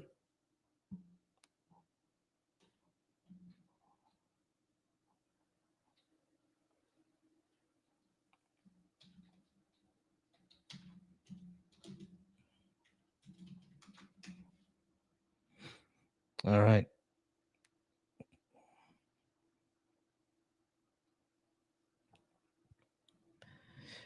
Yeah, Goofy. I work for the Department of Children and Families for a few years. There are a lot of layers to these programs. A lot of these social programs, they're a lot of them go through the hands of like private companies too. You're not even talking to government officials. You're talking to some sort of private company. I mean, there's a lot of layers that it has to go through. We have tons of bureaucracy in these social programs, which is a problem. I don't like the way that we do social programs in this country. And one of the reasons is because of bureaucracy. And another one of the reasons is that because the way that we means test it, it causes dependency. Like for food stamps, for example, in food stamps, it causes dependency because, you know, if you make a certain amount over the food stamps, you're going to be off the program, right? Well, at least that's how it is in Florida. You're going to be off the program. But then even with the new money that you're making, it may not be enough for it to cover your food expenses for that for that month. You see what I'm saying? So it's like people then just kind of lie about the money, the income they're making in order to stay on the program. You see what I'm saying? So I don't like the way that we do social programs in this country. We should completely change it. If it were up to me, I would find a way for us to just give people cash, just give them the money straight up instead of going through all the testing that we do. Of course, there are things like like SSI for disability, right? Some people are going to need more than others. But the way that I would do social programs is that the way that we've seen before is through UBI. I think the people that under a certain amount of poverty should simply get UBI. I mean, just give them the money straight up, no questions asked, and then we see what they do with it. Because as far as what we've seen, that's been a lot more successful than what we had. I think there was a pilot program in Georgia and one in California where single mothers were given a UBI, just I think $900 to $1,000 a month, no questions asked. And we saw that it ended up in positive results. These people went back to school, or they did overtime at their jobs because they were getting extra money. You see what I'm saying? They were a lot more productive. If they quit their jobs, it's because they were taking care of their children, or they're going back to school. You see what I'm saying? So I think that's what we should do in this country. If we're going to do a social safety net, because I do agree that we need a social safety net, we should just do UBI for them instead of all that what we currently do. Like the food stamp program and stuff like that.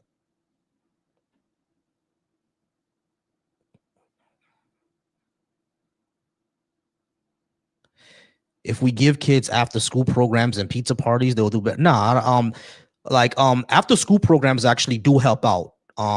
Like for example, the Panthers had the free breakfast program, and the kids who are in the free breakfast program, we saw that their grades were going up, right? Because they were able to eat in the morning. Therefore, they were able to do better in school.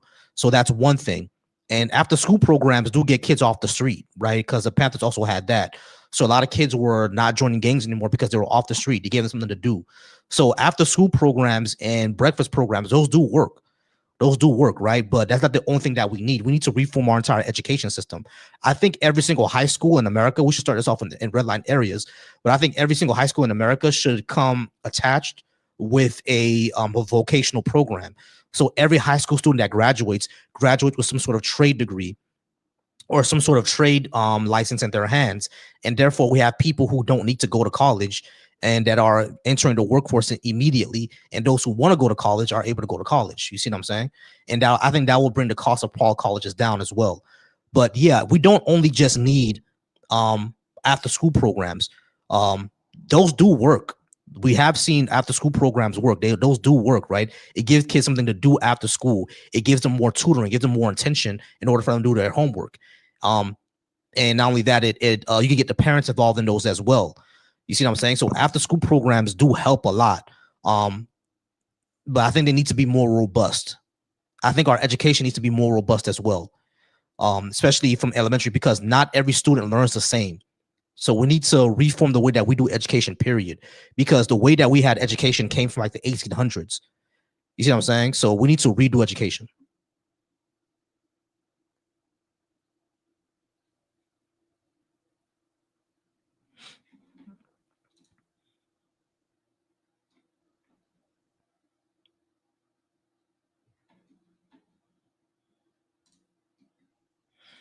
My bad, Michaela. I see you trying to join in.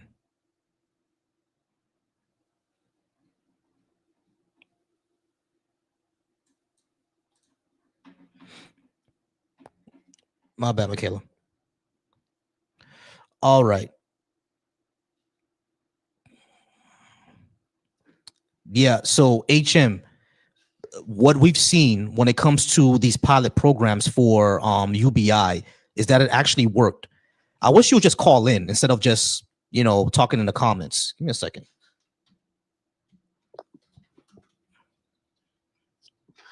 Oh, Volcy, by the way, when someone's on the other line, since they can't hear me, could you tell them what I'm saying?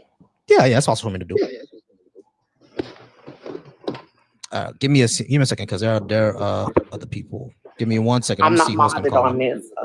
You're not modded on that one? Okay, I'll get you modded. Just give me a second. I'm just telling people over on my YouTube to go ahead and call in, since they've been complaining this whole time. It's so weird because I'm used to like checking the comments, like making sure that bullshit's not going on the comments. I'm mod with a stern fist. Yeah, I know. I definitely know. Oh man. And they being so mad too, like your mod KK is so mean. I'm like, no, I just don't tolerate nonsense. Exactly, baby. Let me see your nose, baby. Yeah. But baby came back home from doing her nails. I want to see the I nails. see your nails, girl. Yeah, Michaela wants to see your nails. Go ahead and show it to the camera. That's her nails, y'all. Oh, period. Mm-hmm. She said, period. Oh, they're cute. Mm-hmm. Yeah. She said your nails is cute. I like those. Yeah. She said thanks. Yeah. I see wifey nails. Wifey nails is amazing. Yeah, man. I see. I'm like all moisturized, but I see you, girl. Yeah, she the one who got my skin looking right because she bought some turmeric soap and everything like that. Now my skin looking all good. Yeah, man, love it. That's what I used to do with my boyfriend, making sure he's all nice and moisturized and stuff. It's funny because I used to when it was cold outside, like wintertime, I used to put Vaseline on him like a black mother does her child. It's funny. All right, give me 1 second, Michaela. All right, guys, I'm not really reading the comments. I see y'all asking me questions and stuff like that, but like y'all need to call in because I don't have the context of what you're asking. Someone asked me about Gavin Newsom. I don't even rock with that guy. Another person asked me, "Oh, is it fair that I pay $60K in taxes or something?" I don't know what y'all talking about. Y'all got to go ahead and call in. I'm not seeing the context of what y'all saying. Like, they just call in or request up on TikTok. On TikTok, exactly. Either request up on TikTok or call in because I'm not getting the context of what y'all saying. So y'all need to actually call in because I've been sitting here for the past maybe 15 minutes when y'all said y'all would have and y'all haven't. You know what I'm saying? So I'm not seeing the context of what y'all talking about. Yeah, all right. So because I don't read the comments.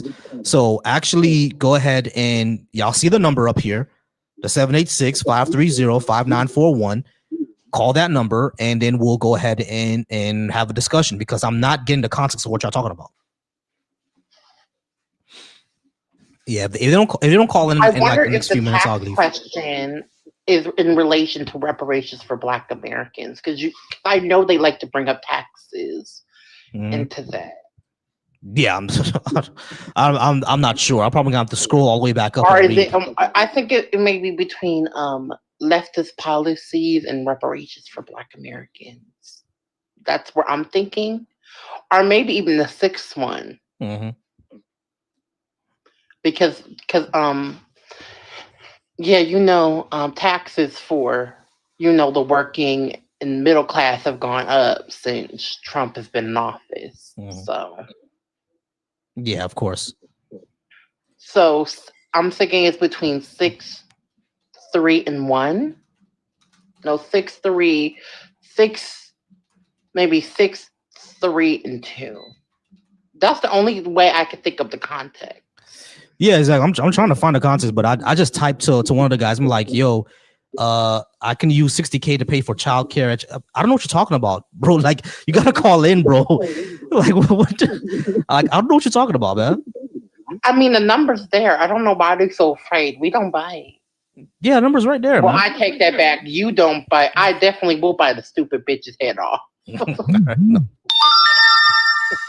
Yeah, I already know. I tell you, my tolerance be so low, so low. Yeah, I'm like that. It's funny because a year ago that night when your little Christian homeboy came up and was spewing all that nonsense, I'm like, I don't. And the funny thing he was saying, I said, actually, I'm being nice. That is the funny part. You can ask Volcy. I'm actually being nice, and I'm only being nice because you're Volcy's homeboy. Yeah, exactly. That night, y'all being real life. Something like, damn, they would have dropped them by now. They only doing this as a favor to me. That's the only reason. You have no idea. I am actually in my nicest form.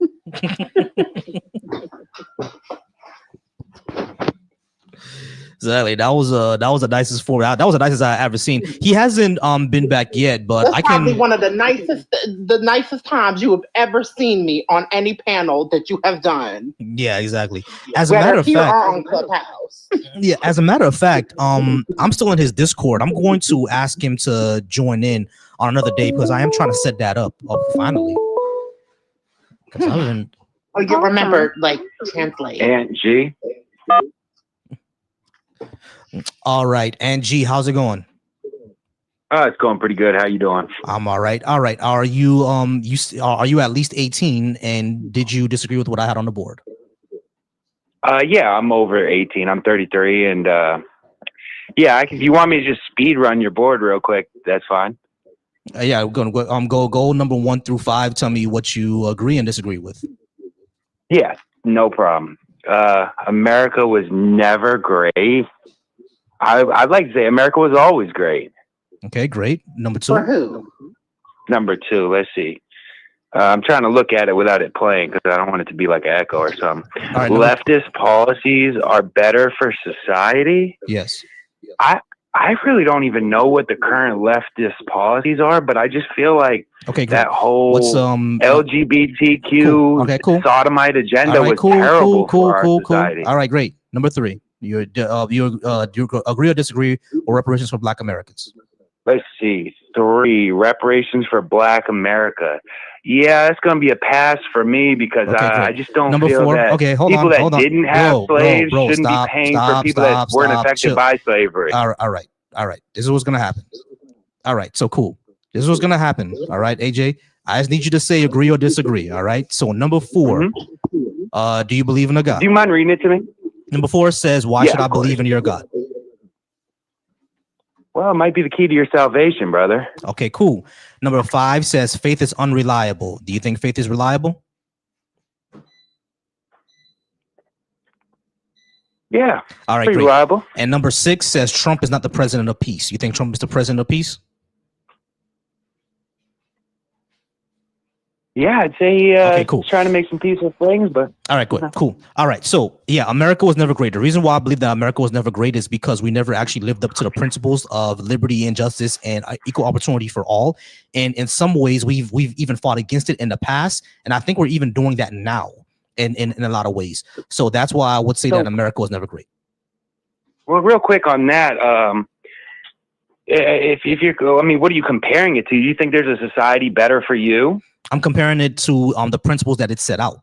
The principles that it set out was liberty, justice, and equal opportunity for all. We haven't lived up to that.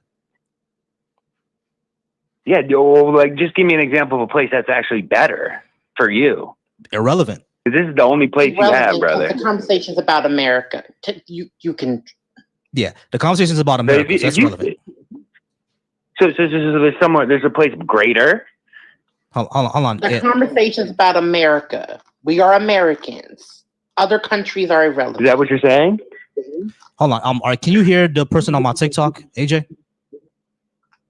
No, TikTok's for sodomites, but I can't hear them. No, you can't hear them. Okay. So yeah, I know. All right. So yeah, So here's I don't know what he's talking about, but the here's the thing, AJ. Other countries are relevant to the conversation.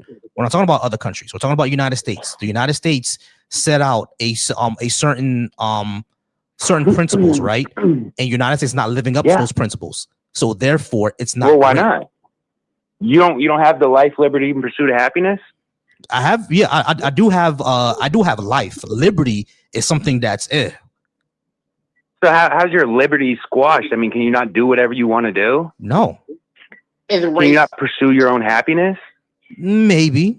Do you think Somalia would be a better place for you, or Nairobi, or fucking Guadalajara? You think these places are going to be better for you? I need some AJ. I need you for you to explain why are you bringing up other America places when we're talking about United States? Fucking great. You could be a shitbag here.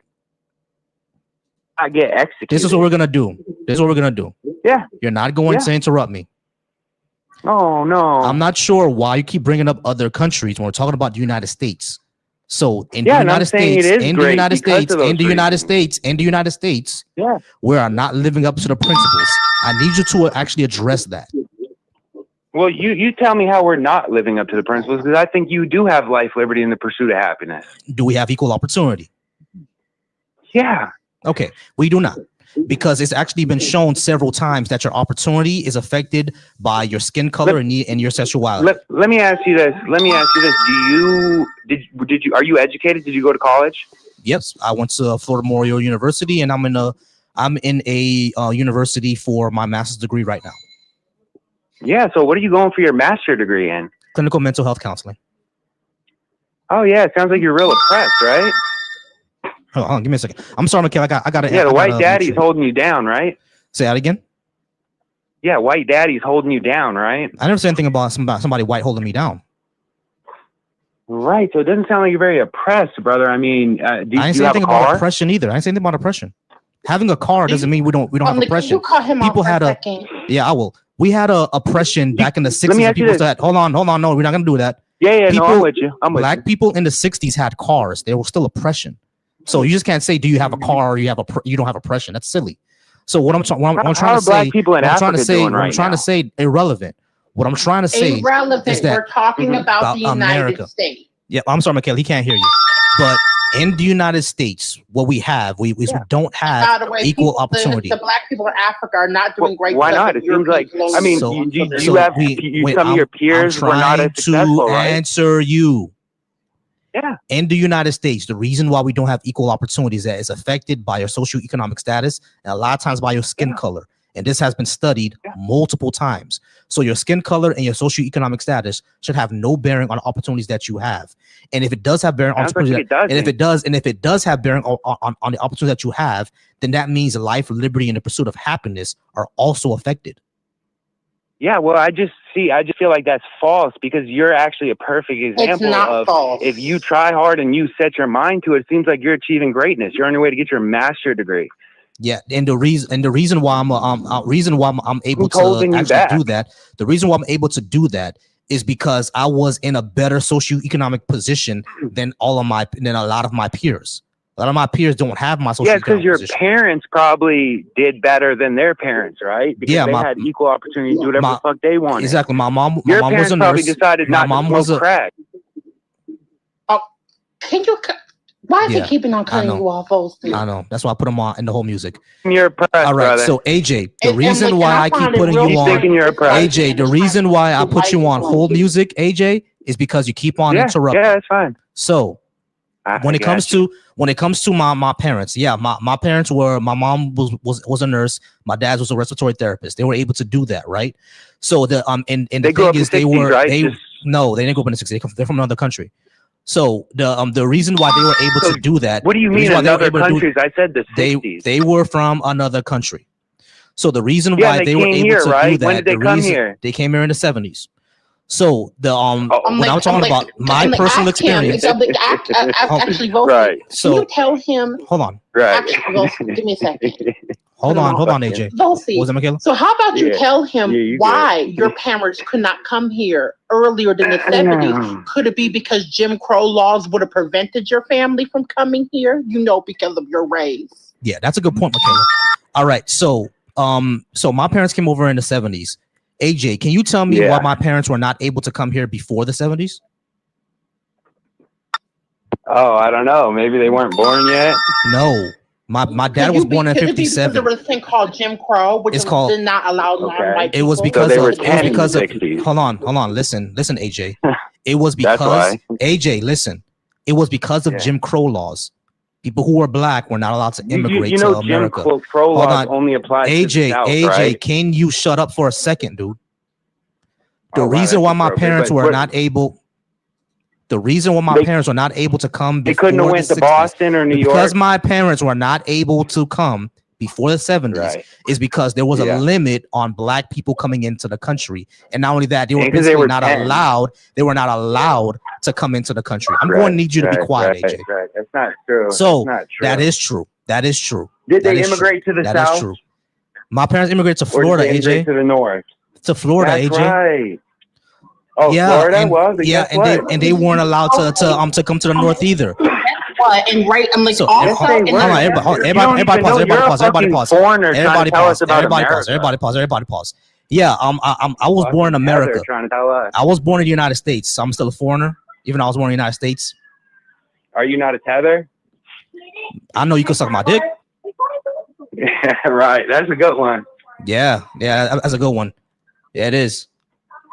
Yeah, well, enjoy hating on the country that probably provided a way better life. What kind of shithole did they come from? Yeah, and enjoy being a little bitch. Are you mad that where did they are you come mad that from? I smashed your mom where last night, so bro? Much better that they are you mad from? that I smashed your mom last night, AJ? Are you mad about that? Oh yeah. Is that the reason? Where did Is that they the reason, come AJ? from that was so much better? Yeah, they came from your mom. They came from your mom. That's where they came from. Was it Nairobi? Oh, that's they came from your mom. Such a good debater, bro. Yeah, You're exactly. So you're the one who started with the insults. You're so oppressed. You're the one who started with the insults. You're the one who started with the insults. Your parents came here and you're the one who started America. With the insults. They love America. If you ask your parents, they're ashamed you're a liberal. I know your mom loved me last night. That's why I know she bet left. your parents voted for Trump because they know the truth. They know what happens to I bet your mom voted for my dick. Communist takeover. I bet your mom voted for my dick. Yeah, you're showing your audience how smart you are right now. Yeah, exactly, slow boy. Exactly, slow boy. You're the one who started with the insults. What country did they come from? What country did they flee so bad Short bus. You're the one who started with the insults. You're the one who started with the insults, short bus. So bad they fled to America. All right, we're gonna go ahead and move on. So we have Kirby. Kirby, how's it going, Kirby? Going good, man. It's going good. Are you at least 18? And great. And would you like to discuss what I have on the board?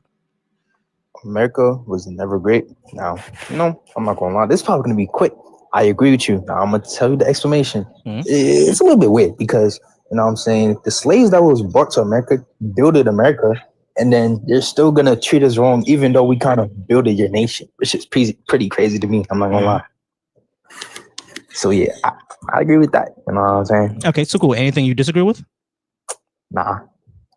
All right, cool. Not a problem. Appreciate you being up here, Kirby. That's it. All right, I'm gonna go ahead and get out of here. To because I gotta get something to eat and I gotta clean up what I gotta clean up. But Michaela, I appreciate you being up. I'm gonna go ahead and be on tomorrow, but I'll probably be on with Black Atheist Rants because we're gonna be promoting the Bash Cookout. Okay, but you gotta mod this account. Oh yeah, I got you. I got you. I'm gonna mod the account. Give me 1 second. Because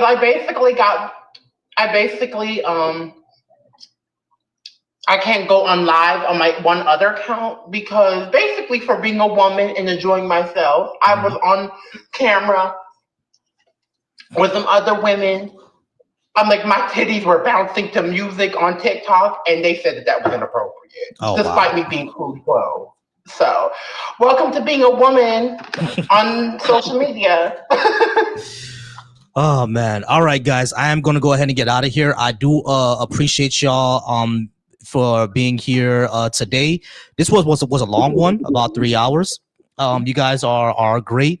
I appreciate y'all. And if you start with the insults, I'm gonna go ahead and insult you. All right. So if you talk that's what I do. Oh man. All right, guys. I am gonna go ahead and get out of here. I do he used the word first of all, he used to call you a tether. He's a fucking white man. I'm like, so which means he's been listening to conversations that he ain't even supposed to be in, number one.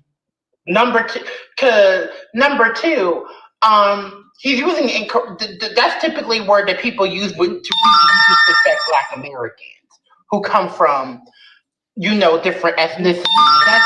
You have never disrespected Black Americans, so you're not appropriated Black American culture. So I don't know what he was talking about.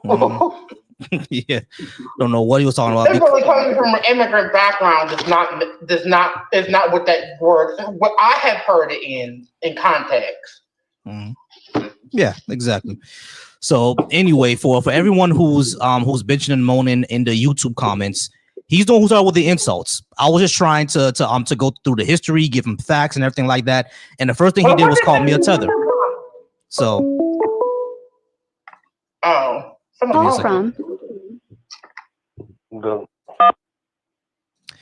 All right, what's your name? Oh, my name is fucking Nigger Hater. I hate niggers. Nigger. Okay, great. Wow, nice. Hey.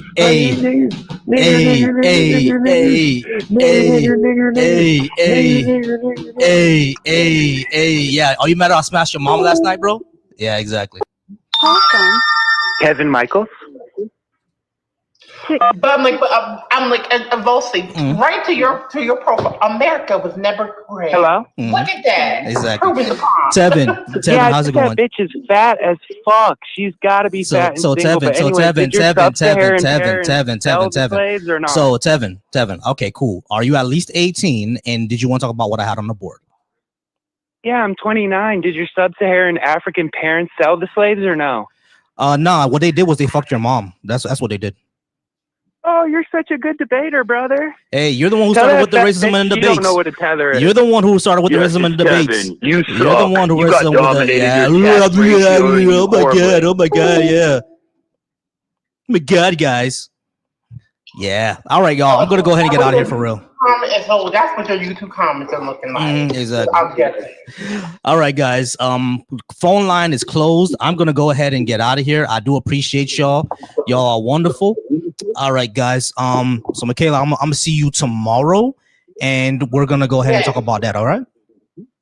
Okay, I'm like, listen, I'll be here. I just gotta be modded so I can actually mod for you. Yeah, you modded. You good? You modded. Am I? I don't see. Hold on, let me look at. Yeah, I don't see. Maybe it's because I don't know Ariel. Because sometimes I'll test to see Ariel, but I can't see. The dots with the. Yeah. But all right. I'm going to go ahead and see y'all soon. Yeah, Ariel is also modded. But all right, y'all. I'm going to go ahead and see y'all. So I'm going to go ahead and get out. Oh, my bad, Michaela. My bad. But I got to get out of here for real because I got to get something to eat and I got to go ahead and clean up the house. But I'm going to see y'all soon, all right? I do appreciate you all being here. Y'all are wonderful. Love you all. Y'all have a good night. Be here for tomorrow while I'm going to be promoting the Black